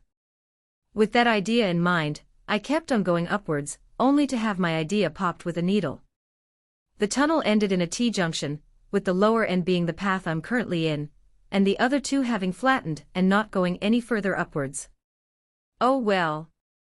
I've gotten quite higher up now, so I should have come closer to the next exit. What's that sound? A muffled but still powerful sound came from somewhere. I went into the junction, careful for anything around the corners, and tried to listen after the source of the sound. It comes from the wall. I leaned my body towards the wall, and it's water. Tons of water is flowing just behind this wall. Then that water coaster from before, did all the water come from this floor? Or is the 4th floor a simple pipeline system that gives water to the water coaster on the 5th? This. I can make use of this. A patrol of Glavra's Aquarex, spider monsters of the water attribute, kept their many eyes open after the pesky vermins that had occupied this floor of the majestic dungeon. This was a futile effort, as the vermin had a queen that could reproduce the pests in less than a week. Still, as loyal guardians of Glavras, the Aquarex could not let the vermin roam loose. The Aquarex decided to move closer to the area where the queen had laid lair. They were not foolish enough to attack the swarm as a whole, but shaving off some of the vermin the moment they left the safety of their lair is an idea they could live with. Just then, one of the aquarecs noticed something strange on the floor. A single stripe of white, with two more stripes creating an arrow at certain intervals pointing up the tunnels. The aquarecs was dumbfounded by the strange sight. They tried to touch the white stripe, but it was stuck on the ground. It looked like it was leading somewhere. While the aquarecs were not stupid, as they figured out the possibility of a trap, but the novelty of the strange substance had awakened their curiosity. Also, the aquarecs were the guardians of the dungeon. Why should they not investigate a strange occurrence like this? The aquarecs kept on following the stripe of white, only to find it leading to a wall. There was a deformed-looking picture of one of the vermin drawn on the wall. The vermin was laughing as it pointed towards the viewers, meaning the aquarecs. Blood instantly went to the aquarecs' heads. Without caring about the probability of it being a trap or not, the 5 aquarecs blasted the painting of the wretched vermin with their water cannon skill, only for the wall that the picture had been drawn on to collapse. The aquarecs couldn't believe their eyes. The walls of the dungeon could withstand anything. That was what their common sense told them, so the shock of it being crushed before their eyes delayed their reactions so much that they could not do anything before they were swept away by the raging torrent. Score. Jackpot. Bonsai. Those stupid spiders did just as I wanted. It was worth weakening the wall with aura of darkness all this time. I wasn't sure if they would get the roach I had drawn on the dungeon wall, but they reacted just as I hoped. I was in one of the other paths in the T-junction, watching over the water leaking from the pipeline flushing down the tunnel. Most of it was going to flow down the path I had originally taken there, but some of it was going to the roach cave. System message. Your level has increased. Reached LV.6. You have earned 0.1 skill points. Due to Champion of Alvatria, an additional 0.1 skill points were earned. A level up even. That's a nice bonus, but shouldn't I get more? It was 5 of those big-ass spiders. Or maybe I only got a small chunk cause I only lead them to take their own life with their stupidity. Whatever. I got some EXP from this without having to risk my life, so I'm happy. System message. Acquired title, Vermin Bane. You have earned 1.0 skill points. Due to Champion of Alvatria, an additional 1.0 skill points were earned. And this is, the water must have reached the roach cave. It doesn't look like I'm getting EXP for that, but skill points works as well. Now that my mood's been lifted, let's go to the next floor. I found the exit just past this tunnel here, so there's no need to stay in this roach hotel. That, and the water gushing out of the hole in the pipe, is more than I expected. I'm not gonna stay here only to be flushed away when more of it breaks due to the water pressure. Chomp. System message. Level has increased. Reached LV.8. You have earned 0.1 skill points. Due to Champion of Alvatria, an additional 0.1 skill points were earned. Ugh. I hate doing this. The EXP helps though. I'm currently on floor 3 of the dungeon. Having made a base on a ledge on the dungeon walls, and checking that there aren't any buggers or other creatures that could bother me up here, I made a temporary base, and had a little vacation. And why shouldn't I? This place is too beautiful not to stop for a break. Floor 3 is an open area floor like floor 9 and 7, but most of the space is taken by the large rivers here. There are also large pools of calmer waters with some underwater connections to the rivers. In these pools grew massive trees, mangroves, was it? They granted the dull gray caverns a refreshing, tropical look, not to mention some well-needed lighting, as the trees' leaves were glowing all on their own. There went my night vision proficiency. All I need is a fancy drink with a parasol and pineapple slice, and you got a real resort. The monsters here are those gray cave rats, Glavras dinos, and pond frogs. Like the one I just killed. After seeing the weak-ass stats of the rats, I decided to earn some EXP and real experience. The only times I've killed monsters were either by dropping a rock on them or several tons of water. I needed a battle plan to cover up my weakness in stats, so why not try it on someone even weaker than me? Therefore, I made the name of Vermin Bane no shame, and went on some real rat extermination. Not that these rats have vermin traits. Still, rats are too scrawny to be used as meals, and the EXP's in the same category. Also, there were some strange readings that a magic site picked up from the corpses. Turns out, the rats had parasites in them. For the above-mentioned reasons, I quit my job as an exterminator. Now I'm a frog hunter. The plan of hunting is the same for both species though. Set up a net between two large objects, the walls or boulders, then wait for an idiot to get caught. You can say I'm going spider style with this operation. After the monsters are trapped, I'm finishing them off with a close and personal bite. And not just any bite. Not at all. It's poison bite. I got 2 skill points for free for my little stunt with the pests at floor 4, so I used them to award myself with the skill. I also got poison resistance for 1 point to counteract any recoil from the bite, but to be honest, I was going to need that one sooner or later. It's a poison resistance, you hear me? Now I just need something to paralyze and stun, then I'm gonna be unstoppable. Okay, maybe not that much. Back to the point, I used my newly acquired venomous fangs to put rats and frogs out of their misery of being trapped. Isn't being bitten and poisoned to death more of a misery than being trapped in a web? Nah, I'm gotta be imagining it. The rats and frogs are sure to thank me in the next world. I had to stay clear of the frogs though when I did all this. Unlike the rats, which had no means of escape or to strike back, the frogs had that stupid long tongue of theirs. Do they use some kinda whip skill with those things? No matter, thanks to the successful hunts of 7 rats and 3 frogs, I've obtained enough EXP to get to LV.8. Were they any tasty? It's unprocessed monster meat. Did you think it would taste anything related to real food? No matter, I've gotten a good idea to make up for all those gross meals, not the plants though. They're way too tasteless. What I'm talking about is these fruits on those mangroves. Fruits are sweet. And the other monsters eat the fruit with no hesitation and smiles on their faces when they eat them, so it has to be some super duper nice fruits. Heck, I saw a rat that drowned when it was trying to get to the trees. Me, on the other hand, have spider threads of the finest silk. And I've got the perfect excuse to brave the constant monsters that walk around the trees at every hour of the day, but hey, I've got a lasso of the finest spider silk. Top that. Now, I'm gonna get some good food. Wah-ah. No way away. Wah-wah-wah. I can't taste it. The sweetness dash. It's not there.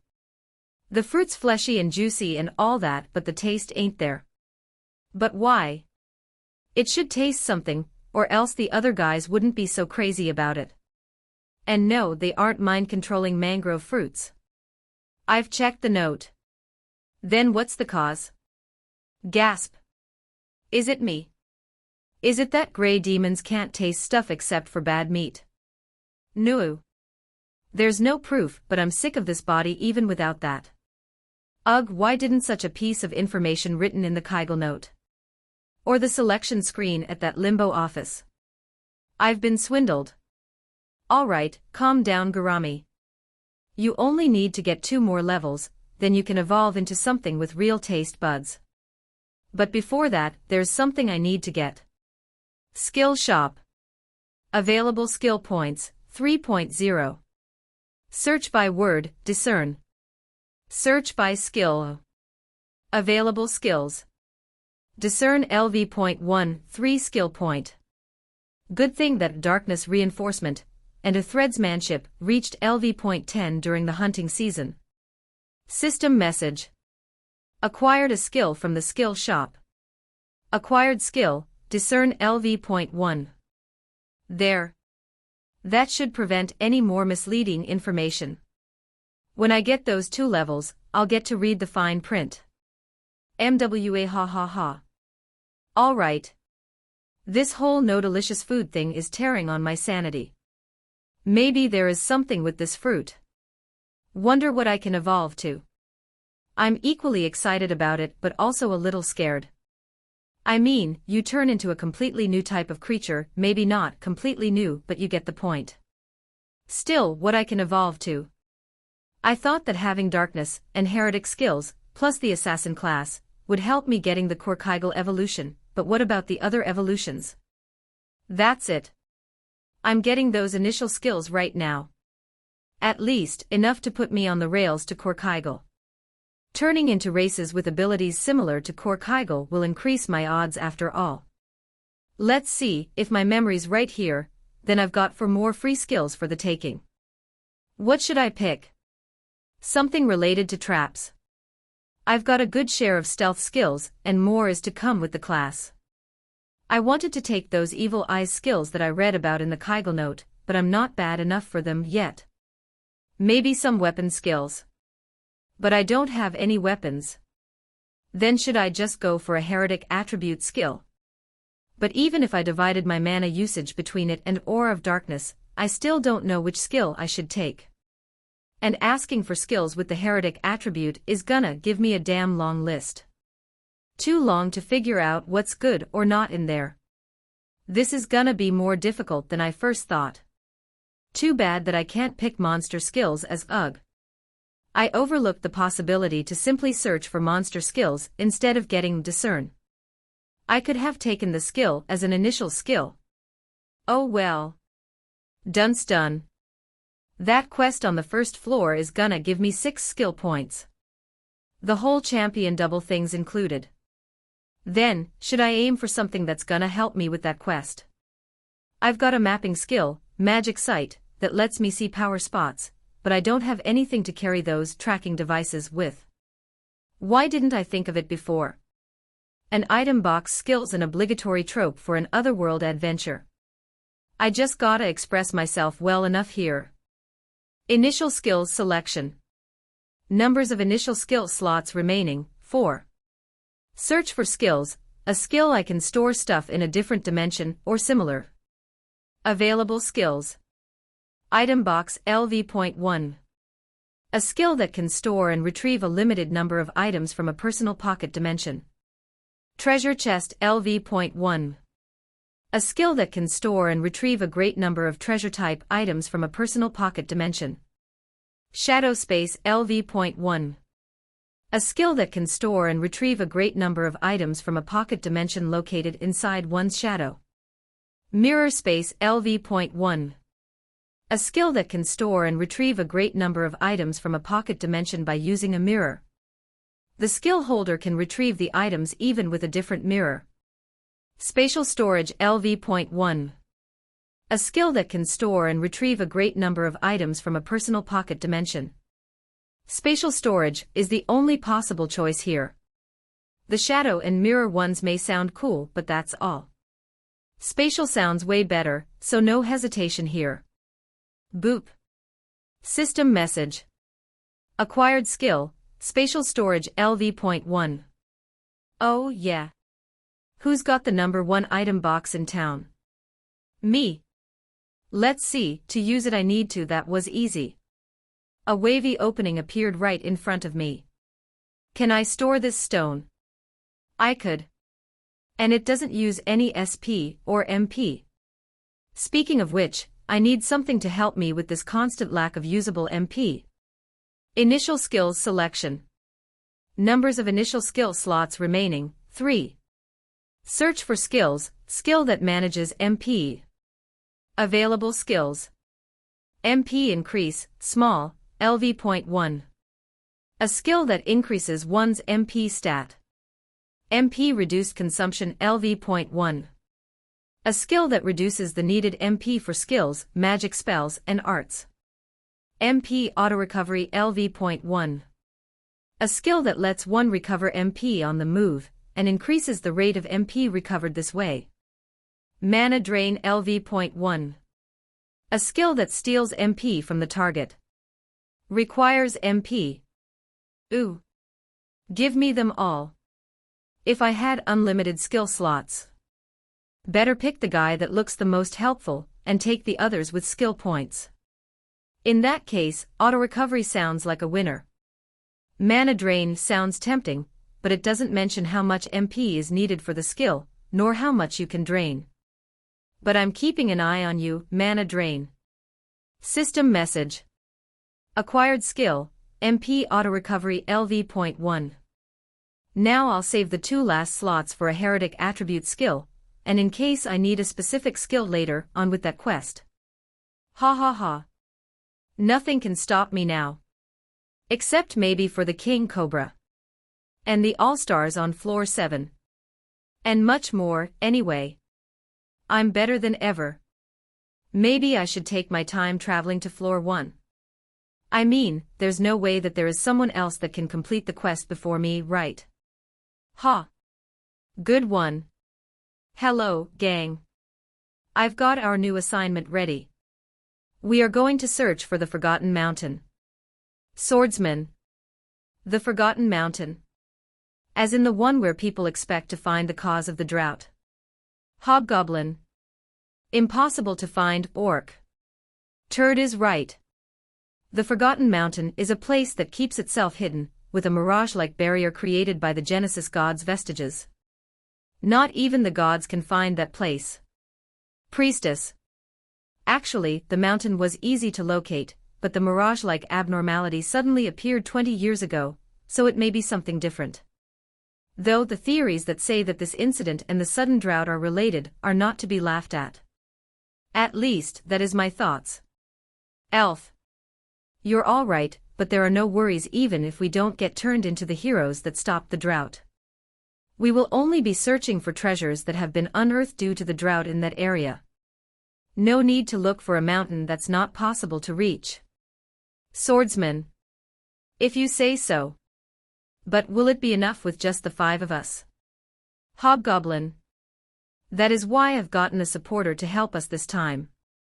And believe me, she's a godsend. Swordsman. How godly then? Priestess. Just the best sprite swordswoman that hails from Solomar. Now pack your stuff. We've got a long journey ahead of us. Swordsman. Relax, we've got lots of time. What's the worst thing that could happen? Would some monster steal all the good quests located there? Ha. Good one. Hobgoblin. Fi finally, we's outa, we's that, we's freaking sauna hellhole. System message. New location of interest found, the Waterknot of Glavras, floor 1. Oh, I've been waiting for this message to pop up. Especially lately, when I had to travel through floor 2. Seriously, what was up with that place? Who would crank up the temperature of their bathwater to such extremes? For those who want an explanation, the dungeon's 2nd floor was a geyser area. Tons upon tons of hot water sources. The temperature was enough for me to almost pick up fire resistance. But I showed perseverance and stopped myself. Heretic attribute skills and evil eye skills are more important than some random resistance skills. Ugh, my HP's still a little down. Name, Garami. Race, Grey Demon. Gender, female. Level, 8. Karma value, -65. Skills, 23. Skill points, 0.4. HP, 1220 seconds MP, 19/20ths SP, 21/28. STR, 30 Vit, 22 Mag, 17. Res, 19 SPD, 20 Dex, 31. Int, 120 Luke, 150. There's something wrong with my status. Nua. That's right, folks. Garami has earned her first skill at LV.20. It also shows the target's karma value now. And just look at this beautiful sight of a skill list. Skill list.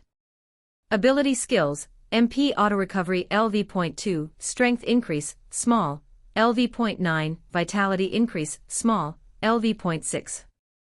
Active skills, aura of darkness LV.9, stealth LV.10, camouflage, LV.9, spatial storage, LV.1. Passive skills, threadsmanship, LV.12, darkness reinforcement, LV.14, debuff reinforcement, LV.7, automapping, LV.5, language adaptation. Resistance skills, darkness resistance, LV.4, poison resistance, LV.4, heretic immunity, LV.1. Perception skills, night vision, LV.16, danger sense, LV.15, identification, LV.20, discern, LV.4, magic sight, LV.18. Elements, darkness element, LV.11. Monster skills, poison bite, LV.5, spider thread, LV.18. Things are going smoothly here. I had a serious identification party to force its level to the point where I can see my skills. A pretty sweet lineup, right? Huh? Hey, wait a sec. When did an immunity need a level? Now that I think about it, I saw the level when I selected my skills. I kinda forgot about it all. I mean, immunity is such a strong-sounding word. Fine. Shame on me. But it can't be that bad. What does the book have to say about this? Skill, heretic immunity. Skill type, resistance skill. Attribute, heretic. Effect. If the level of incoming heretic attribute attack is equal to half of the skill's level or lower, the incoming heretic attribute attack will do no damage. In the case of owning the heretic resistance skill, half of a heretic resistance skill level is counted as the skill's resistance level. Skills that would resist the heretic attribute status ailments can instead fully negate the status ailment. Wow. That's wicked. Not as much as if it was, like, limitless, but this works as well. From the looks of things, having heretic resistance must be the key for this thing to truly live up to its name. Let's find the page about immunity skills here. Ahem. An immunity-type resistance skill is unlocked when an individual reaches a level of 30 or higher, depending on their comparability with that attribute. One may obtain an immunity skill in other ways, as an initial skill, or through a blessing from the gods. In the worst case, one cannot obtain an immunity skill. On the other hand, even if they do unlock the skill, it will cost no less than 10 skill. 10 skill points. Good thing I got it for free. Guess I should pick up a heretic resistance, once I've got the point, and the mean of leveling them both up. They should work in the same way. Huh? Skills are easy to get levels on, so there's no need to worry. As if. You won't believe how long it has taken me to reach this level. I didn't know, nor believe it either. It wasn't before automapping reached LV.5 in the middle of floor 2 that I knew how messed up my sense of time had become from living my life inside the dungeon all my life. At LV.5, automapping gains the feature called Discovery Date. It's not that fancy, just that it shows when you have discovered certain areas on your mental maps. And there was a 5-month difference from the cave I was born in to the entrance of floor 2. At least I know my birthday, but still. Floor 2 wasn't all that bad. Except floors 8 and 6, it must be the place with the fewest monster in the dungeon. I'm not counting the lake due to not knowing what's lurking down there. Thanks to that and the new MP auto-recovery skill, I could farm some proficiency with Aura of Darkness. I essentially had it always on display. Snicker.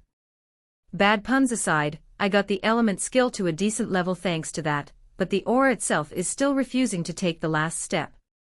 I did learn more points about the skill.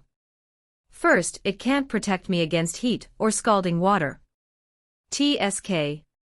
The second point is that the skill does not affect me that much. This is evident as my stats never went down, nor did I gain any status ailments. However, debuff reinforcement seems to gain proficiency even when I use the aura on myself or inorganic objects. But not as much as using it on real creatures. The third point is that a darkness resistance goes up a little, even when the aura is not supposed to affect me. I think this must be a common point for attribute skills. Poison Fong increased my poison resistance, but I thought that was because of some of the venom spilling from the fangs. This means I should expect all attribute skills to have some sort of backfire towards the user. But I also think that skills such as innate vision, stealth, and reinforcement skills are safe to not include in this theory. And my final point here is about the aura itself. I think its nature must be similar to erosion, as it could weaken even the stone walls of the dungeons. It was also more effective when applied to the wounds I made with poison fang, instead of simply covering the target with it. It's good to know more about my abilities, as the tutorial is now done. I opened up the quest menu, a special function of the world system that everyone had access to, and retrieved the tracking devices, which appeared out of thin air inside a carton box. Surreal. The devices looked like oversized light bulbs with the bottom looking like it could be stabbed into the ground with no problems. These won't break after I leave them. I'll believe that these have some godly qualities in them. Now, onward to the first power spot. Thunk. And there went the third device. I'm on a roll here. Despite floor 1 being a three-dimensional labyrinth of bridges, tunnels, open areas, stalagmites, stalactites, and much more, the floor's not that big as first expected. Around half of floor 7, which is the third biggest floor after floor 3, then 9. As for the inhabitants, they're dwindling. No, seriously. There was like a ton of the usual grey cave rats and pond frogs, but they have almost disappeared since I appeared here. And no, I've not killed them all. They suddenly disappeared. What gives? Are they that afraid of me? Well, I do look like a ball-shaped, water strider bug with a face that can send even the spirit of Halloween home with its tails between its legs. Oh well. I've stocked up spatial storage to the brim with leaves from the third floor. I could survive a famine with ease. Besides, I need to look for the next spot. The power spots that I need to place the devices in emits a pulse of ether, which is shown in a network-like pattern in the dungeon. This is the dungeon's blood veins. It can't fake these signals. So I take advantage of them to find spots that are as needed for the quest. Oh. A new spot's close by. Good for me dash. Danger sense. But where's it coming from? I looked around, but the place where the skill told me the potential enemy was blocked by a massive black wall. Wait a sec. When did the dungeon walls go from grey-blue to black? There's a snake in the grass here. Identification.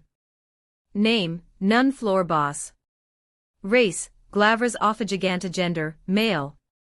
Level, 37. Karma value, -27. Skills, 23. Condition, sleep. HP, 421/421 MP, 8989 SP, 225/254. STR, 189 VIT, 167 MAG, 65. Res, 210 SPD, 113 Dex, 152. Int, 98 Luke, 87. Oh. The wall's a monster. From the name of it, it looks like an evolution of the cobras. Maybe the middle tier between the cobras and the king cobra. Well, time to run like crazy. Help. Alright, this should be far enough away from that slippery monstrosity. Time to calm down, and try to figure out this all. First, it wasn't visible with magic sight. This could be that it had too little mana compared to its huge body. If not, then it probably used some concealment-type skill. I should have used discern on the skills. Not that it was worth risking my life over it. The second problem was that thing besides its name. Floor boss is easy to understand, but when did those start to appear? The king cobra must be the boss of floor 9, but floor 8 was deserted. On the other hand, floor 7 had several, that's it. The three Glavras boss monsters were on different floors. The Sahuagins and those, rebel dinos. The Sahuagin faction must have sneaked past the booze on the 6th floor, then entered a war with the boss of the 7th floor. The bosses of the 8th and 6th floors then came to support the 7th floor boss, leaving their floors empty. The first 4 floors must have a middle stage Glavras monster. That happens in games, where a former boss monster gets degraded to a normal mob as you proceed in the game. Either that, or it was that those guys at the war floor are simply the elites of the dungeon. Not so sure about floor 5, and I'm not sure I wanna know. I've been lucky until now, as I've yet to face a floor boss. Still, this ain't a game. If you need to challenge the big bad, you can just destroy the last door instead of finding that magical key that's needed for it. Also, the big bad wouldn't wait for the hero to grow up to the point of being a threat to him either. Just release some of the 4 heavenly kings right outside the starter town. That takes care of things. My point is, there's no need to challenge guys like the floor boss if your only goal is to proceed to the next floor. That's what I've been doing, only in reverse. I don't think the floor boss will notice me placing the devices, as long as I'm careful. Still, that was a close call back then. I better take this with more caution than before. Spot NR7, are you there?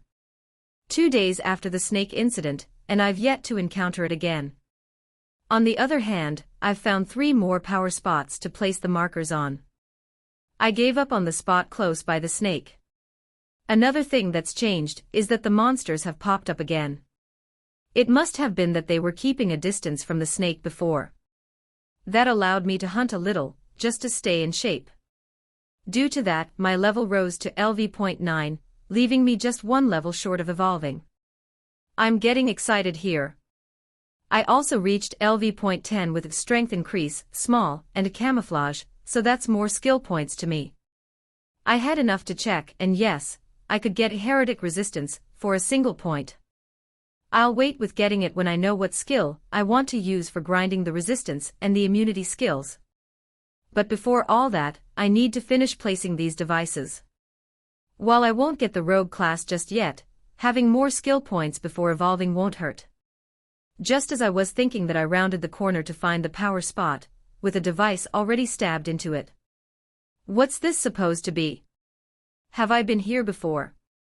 The maps say that this place is new, and after taking a better look at the device, isn't it a little different from the ones I have? Like they were made by different manufacturers. Ugh, don't tell me my joke from before came true. Thinking about it, by the current flow of events, there would have been human adventurers in this world. Ugh, this is bad. My skill points may be stolen from me. I've worked hard to unlock this quest, so you know names have no right to just barge in like that. Crap, crap, crap. What shall I do? What happens in a situation like this? The quest menu, 7 out of 10 devices placed. I've only placed 6.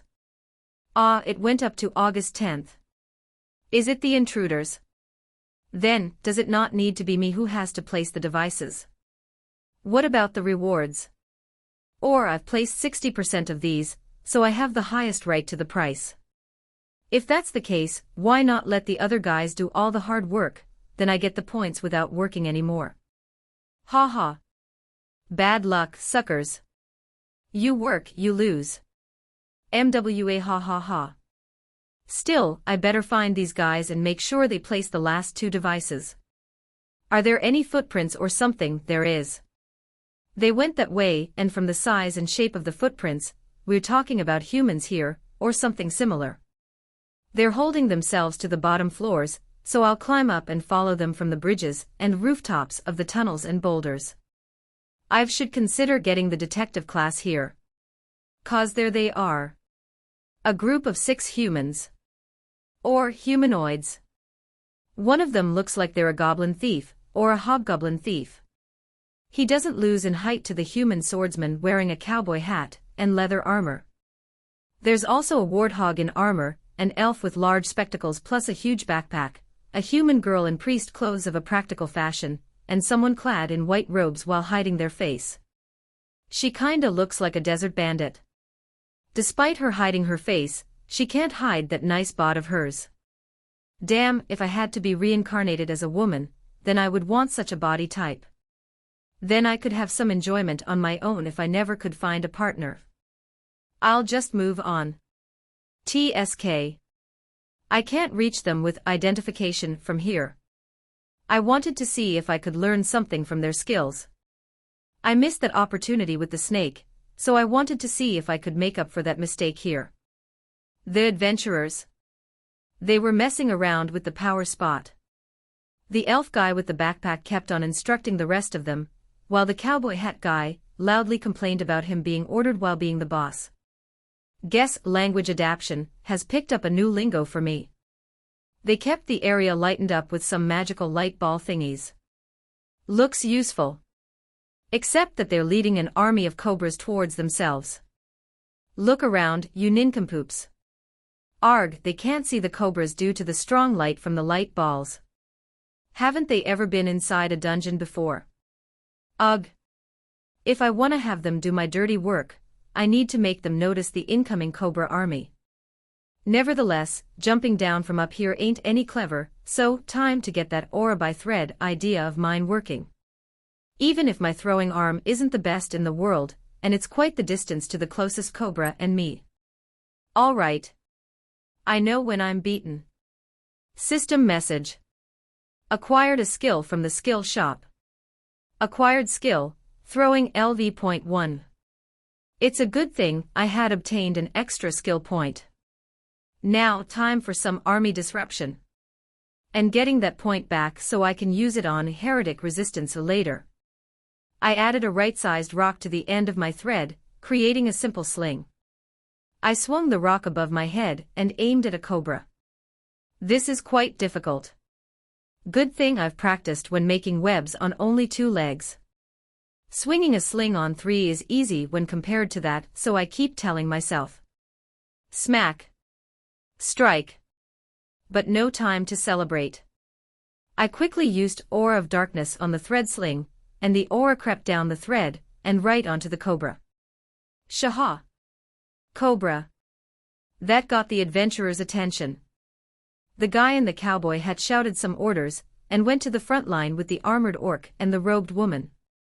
The priestess and elf made the rear guard, while the hobgoblin hurried up with planting the device. The first to make a move was the priestess. Some kinda white magic circle appeared below the adventurers on the front line. Probably some kinda buff spell, as the adventurers flashed for a small moment. Seeing this, the cobras started to attack. But the first 3 guys were swept away by the orc's halberd. Wait, 3 cobras in 1 strike. That orc's not gonna turn into pork chops by the first. The cowboy hat leader didn't slack him either.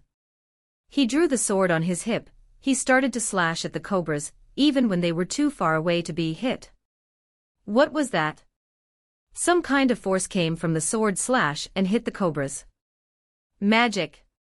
Better said, sword magic. Too cool. The robed girl used a sword too, but she was of the more standard type.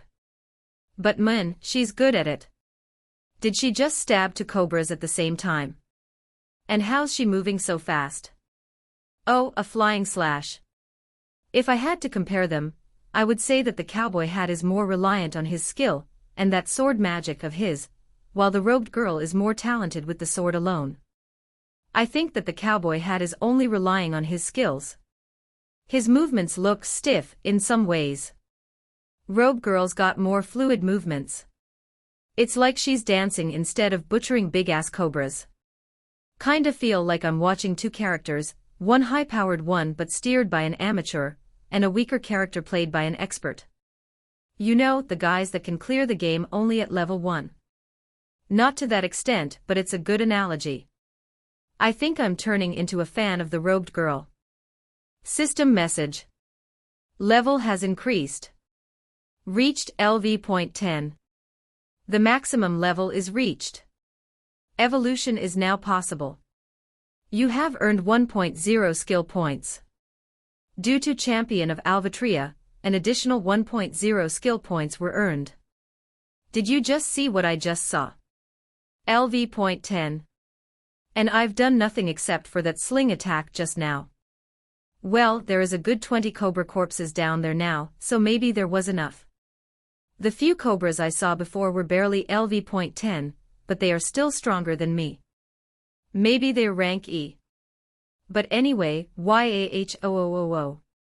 Thank you, robe girl. Oh, and the rest. Asterisk KABOOOOOMMM. Asterisk. What the what? Who did that? The hobgoblin thief. It looks like he was done with the device, so he joined the fight with a stupid loud bomb. Is he an idiot? Are you a complete idiot? Cowboy hat and robe girl. That works too. But I've got no more time for this. I looked over the floor from what I could see up here, and there's something big moving in the distance. The snake's coming. Where's the exit? Wait, calm down. That snake's too fast for me to run away from, and there must be quite the distance from the exit, seeing as these guys are on their third device now. And if that snake eats the adventurers, it may hear from the cobras that something nasty with spider threads is out after the cobras. Isn't there any way to stop that snake? Those adventures look strong, but not enough to take care of the snake on their own. If I could, huh? That's it. I just need to time this right. Time for some climbing. Alright, let's hunt down some scorpions. Brack. So said Brack to Jot, the leader of the adventurer party, the cheerful hunters. His 4 members, plus me, responded each in our ways. By the way, scorpions refer to a type of monster that quickly immigrated to the region after the disastrous drought, and they are our current hunting targets. Their shells make for a damn well armor when processed. Brack had obtained permission to travel out here to investigate the cause of the drought. Everyone knew that it was just an excuse, but the Adventurers Union had a good opinion about these guys, so they must have looked through their fingers so that this F-rank party was allowed to hunt the danger rank E and above scorpions. The party's more impressive than one would expect. It consists of Brack himself, a talented sword magus that specializes in wind magic. He's also the sole E-rank adventurer on their team. Then there's Grubble Allshit, a hobgoblin, who is a specialized looter. After that, we have Lester Bellel, a scholar elf with a great reputation. Not to forget the forest orc, Turd Gakirid, who is a master with the halberd and the team's living fortress as a sentinel. Finally, there is Cirrus Larawag, a human priest, or priestess, as the females are called. She's the one with the lowest class level in the group, as Turd, the wall of the team, seldom takes damage due to his high defensive abilities. Then, there's little old me. Mira. Get the big one. Brack. That's me. Mira Aureola.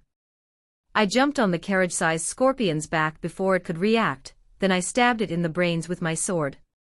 The scorpion, a giant sandwalker, tried to throw me off but too late. After a few seconds of the wild ride, the scorp fell dead on the ground. Meanwhile, Brack had taken care of the dog-sized sandwalkers with his aerial blade spells. Turd's halberd had smashed several of them. Hey! What are you doing? We can't sell these broken shells to the Union, or any other places. Mira. Sorry. Turd. You better be. Because 1/5 of the profits are supposed to be mine. Now I get why you hired Mira. Cirrus. What? You thought I asked her just 'cause she's a beauty? Brack. Yup. Grubble. It would not be the first time. Lester. Turd. Ah, come on. You see how perfect she's at hunting down those scorpions. Brack. Yeah, but leader's leader after all. Lester. What he said. But when did light blue-haired, golden-eyed light sprite become leader's fetish? Cirrus. It never did. Brack. Yeah, but my eyes are light blue, and these guys have gone into their little world after that. Not that Brack's wrong about me being better in hunting down scorpions. The strategies in fighting scorpions are to either crush the monster, destroy the scorpion with magic from afar, or strike the gaps in the exoskeleton. No need to say that the last choice is the best one when the goal is to obtain the exoskeleton of the scorpions. Now that you mention it, I've never seen anyone use the sword so skillfully. It shows that leader's skills are just something he bought with skill points. Grubble. Alright, Grubble, you wanna have a free vacation that much, then get blown away already. Brack. Gaia. Grubble. Wait, why suddenly the wind spell? Did the excessive teasing go to his head? No worries. This is their usual routine. Lecter. No. Nobody blows people away with wind spells as a comedy gag. Mira. Grubble has wind resistance, so those two are making it a routine to train those skills. Cirrus. No, I don't think wind resistance will help you from crashing down in the ground after getting blown into the sky. Dunk. Better go and help him. Where did he land? Mira. That's where. Cirrus. Oof. Cirrus. Some healing over here. Grubble. That's his voice, but it came from nowhere. We walked towards where Grubble's voice came from, for then passing through some kind of thin film. After going through the film, we had entered a dark blue cave, with Grubble holding his head in agony. Just your luck, Grubble. Lester. Don't be sarcastic, Grubble. No, I'm serious. I think we just found a clue to the drought. Lester. After healing Grubble, we looked into the place that we had discovered. One thing was that the place was concealed with a barrier that made it close to impossible for us to find the entrance again. Lester, the smart one, theorized that the reason could be because the dungeon is so closely located to the Genesis Peak, a mountain that is a part of the Genesis god from times of old according to the legends. Wait, you mean this dungeon, the water knot of Glavras?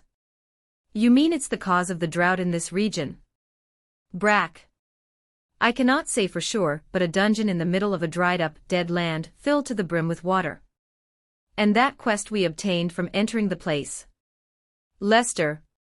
Point taken. Brack. Yeah, what else could it be? Even so, some parts look fishy to me about this quest.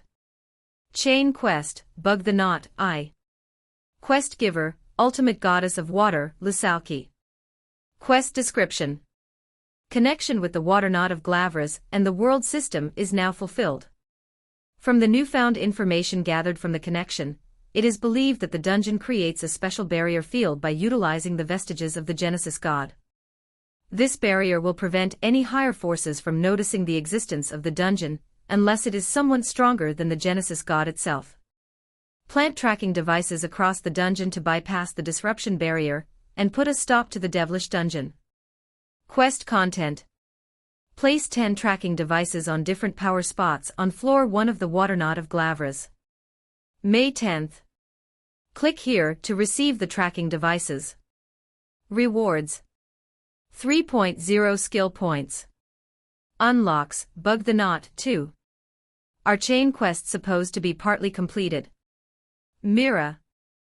The contents of the quest is to place some devices provided by the quest giver, but 5 out of 10 are already placed. I think this must be a free participation quest. You enter the quest, do something about the content, and your whole team gets rewards. Brack. Oh, those. I participated in something like that, but I think carnival games is a better way to call those instead of quests. Then, the question is what to do next. Are we going to explore this place, or are we heading home? Lester. An unknown territory like this is too risky, skill points or not. I say no, said Brack, voting for going home. Unknown means that nobody else has touched the place, so there's gotta be treasures hidden here and there, said Grubble, voting for exploration. We have no experience with caves, said Turd, breaking his character of the silent type to vote against exploring the place. If we let this chance slip, we may never end this wretched drought, was Cirrus's meaning. Ever the Patriot. Lester, the guy who opened this debate, is staying impartial, so I guess it's up to me. I hate it when stuff gets thrown at me like that. It feels like being back in Solimer.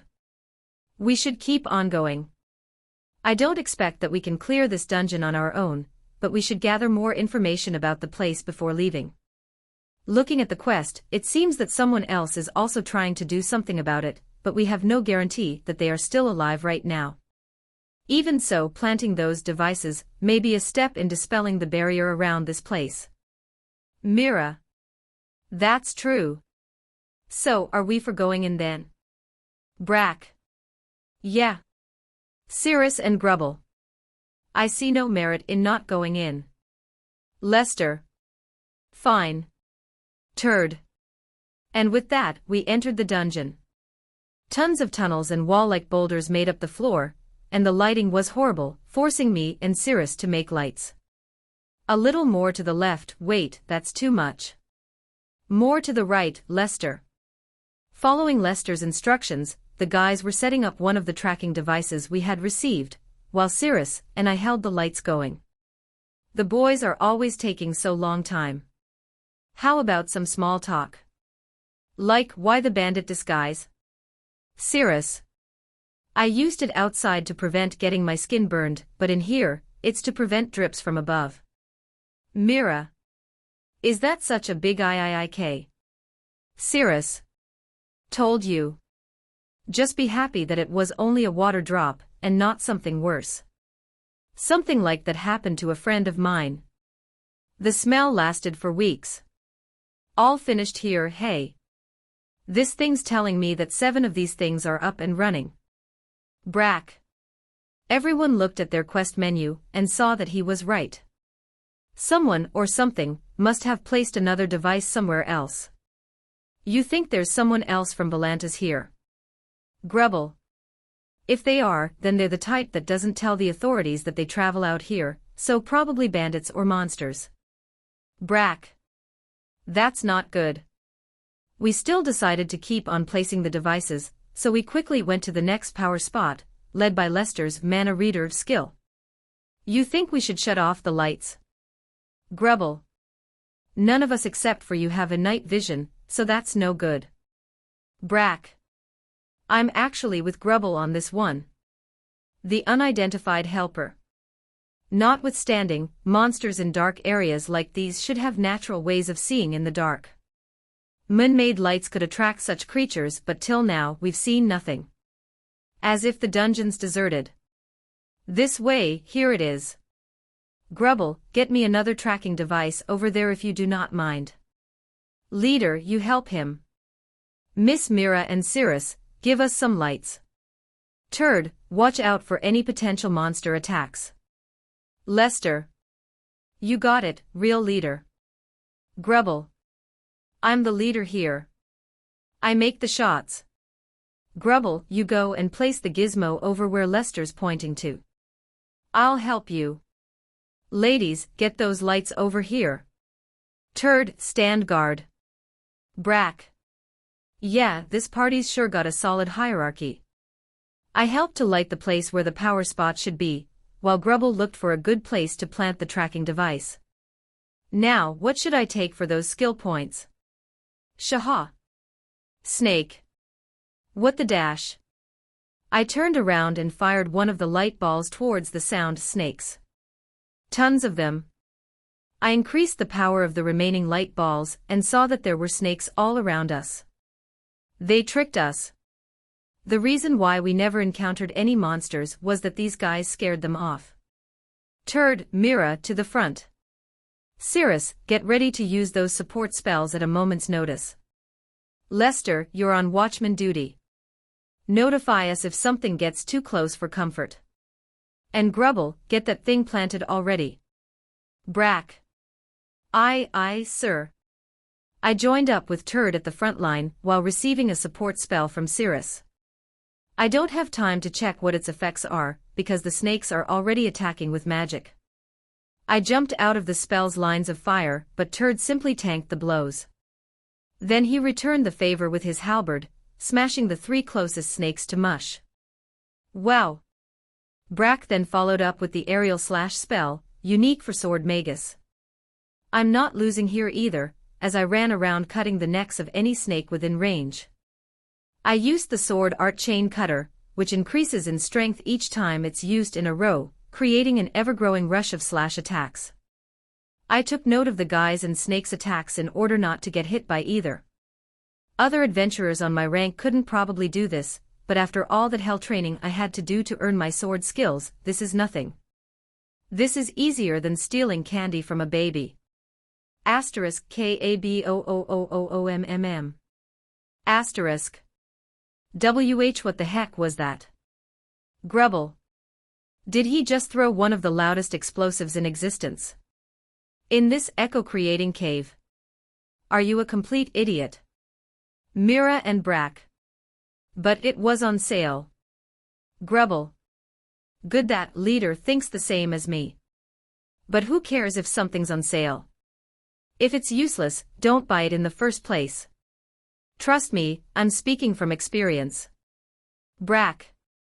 We need to start thinking about a tactical retreat. Lester. No time for that.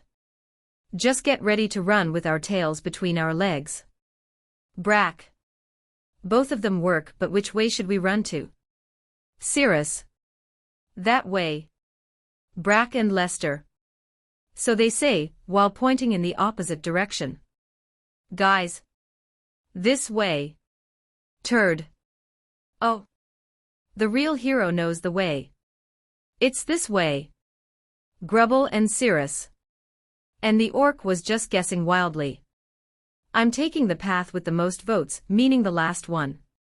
Hasta la vista, scale breath. Ha ha ha. Shua. Gigantic snake. Okay, I did not see that boss snake coming. Crash. That was close. After introducing itself, or something remotely related to that, the snake lunged itself towards Cirrus and Grubble. The two managed to escape thanks to Cirrus blinding the snake with the light balls and Grubble throwing a tear gas bomb on its face. Change of plans, take that big guy down. Brack. Oh, we're in some dire need for a giant that wants some new leather boots after this. Grubble. While making jokes, Grubble threw his explosives towards the snake's head. It looked like the tear gas did quite the number on the big guy, as it was incapable of escaping the explosions. Brack followed up with several long-range wind spells, aiming towards the open mouth of the snake. The snake's long tongue was mauled by the slash-like winds, taking away yet another of its 5 senses. Tail strike coming up. Lester. Just as Lester had predicted, the big snake's tail came towards us, showing no concern for the dungeon structures, nor the smaller snakes, as it tried to crush us while still blinded. We need to take cover. What's that stupid orc doing? He's not planning on taking that blow head on, right? Protection. Cirrus. A white membrane-coated turd along with Cirrus shout. A defensive buff. That's not gonna be. HNNGH. Turd. It was enough. I think I'm starting to get why these guys are considered better in a fight than their rank tells. The snake's trying something. Lester. A strengthening skill. Not on my watch. As Turd kept the snake's tail in check for the moment, I ran back to him, my sword readied above my head and struck down on the snake's tail with the sword art, grand fall. The heavy blow, which allowed me to divide a boulder in half once when I was younger, parted the snake with 1/4 of its tail. And don't try to tell me that wasn't impressive. This thing's tail is bigger than I'm tall. The snake writhed in pain over losing part of its tail. Still, I can't see us defeating this thing. And now that we've irritated it so much, I don't think we can expect it would not follow us if we started to flee now. Time to up my GA. Dunk. My game. A huge stalactite fell from above, piercing the snake's body. Is that black smoke on top of it? The big snake is just as surprised as us and in way more agony. Even so, it's still alive and kicking, as much as a snake can kick. And I mean it. It's trashing around with the parts of its body that are not cut off or pinned down. Guess it's time for some drastic measures. Turd. Could you throw me at that guy's head as hard as you can? Mira. Gladly. Turd. I jumped on Turd's massive, throwing-ready hand, and in the next second, I was sent flying towards the big snake's head. Before it noticed me, I used the sword art Dragon Fang. A rush-type sword art, in addition to the force generated from being thrown by an orc that could stop even a gigantic snake's tail swipe, and then we add a mana burst light as a special service, you big, overgrown leather wallet. My sword penetrated the scales underneath the snake's jaw, and the force of the triple-boosted attack struck the snake's head like a flying slash. I could feel my blow penetrating throughout the snake's skull, piercing its brain on the way. System message. Your level has increased. Reached LV point 15. You have earned 0.9 skill points. Acquired title, Giant Killer. Acquired skill, Strength Increase, Small, LV point 1. Acquired skill, Vitality Increase, Small, LV point 1. Bonus EXP acquired. You have earned 0.4 skill points. I got it. I got it. Kids, don't try this at home. Whoa, a. Crash. Ouch, not to self, never stay underneath a giant snake's jaw when it's collapsing, my ribs. Good thing you have such a splendid chest armor, or else you would have been unhealable from that last blow. Cirrus. Save your jokes for comedy night, ouch. It hurts when I try to make a witty comment. Cirrus wasn't saving anything with her healing, even using several potions to assist her healing spells. But I still feel like I was overrun by a herd of blood rush bulls, ugh. Are you finished with the first aid so we can get out of here before the snakes find their courage to avenge their boss, and the desire to become the next boss? Grubble. Shove a sock in that pie hole, anyone. Healing takes time. Cirrus. No, I'm fine, ouch. Fine enough, anyway. We've wasted enough time. Mira. Turd. You take care of her. The rest of us will take care of any intruders. Brack. Thanks. The orc taxi beats walking any day. Chain quest, Bug the Knot, I. Quest giver, Ultimate Goddess of Water, Lysalki. Quest description. Connection with the water knot of Glavras and the world system is now fulfilled. From the newfound information gathered from the connection, it is believed that the dungeon creates a special barrier field by utilizing the vestiges of the Genesis god. This barrier will prevent any higher forces from noticing the existence of the dungeon, unless it is someone stronger than the Genesis god itself. Plant tracking devices across the dungeon to bypass the disruption barrier, and put a stop to the devilish dungeon. Quest content. Place 10 tracking devices on different power spots on floor 1 of the water knot of Glavras. October 10th. Rewards. 3.0 skill points. Unlocks, Bug the Knot, 2. System message. You have earned 3.0 skill points. Quest clearance EXP acquired. Chain quest unlocked, Bug the Knot, 2. Did anyone do something? Lester. It must be the guy that fixed up all the other devices. Not that we're in any shape to join the guy. Let's go home. Brack. Wonder who, or what, that completed the quest. Maybe it was the same person or creature that dropped the stalactite. Nah. There's no way something like that could happen. This event's going into the books as a mystery, I guess. Wonder if I'll ever get to know. Lord Black Baron. We have managed to locate the dungeon owned by Glavras. Perfect. I'm not gonna let some slippery snake in the grass get me to work for free without tasting the consequences. To the dungeon. Right away, sir. Also, I think he has never been in any grass dash. Just set course for the snake hole already.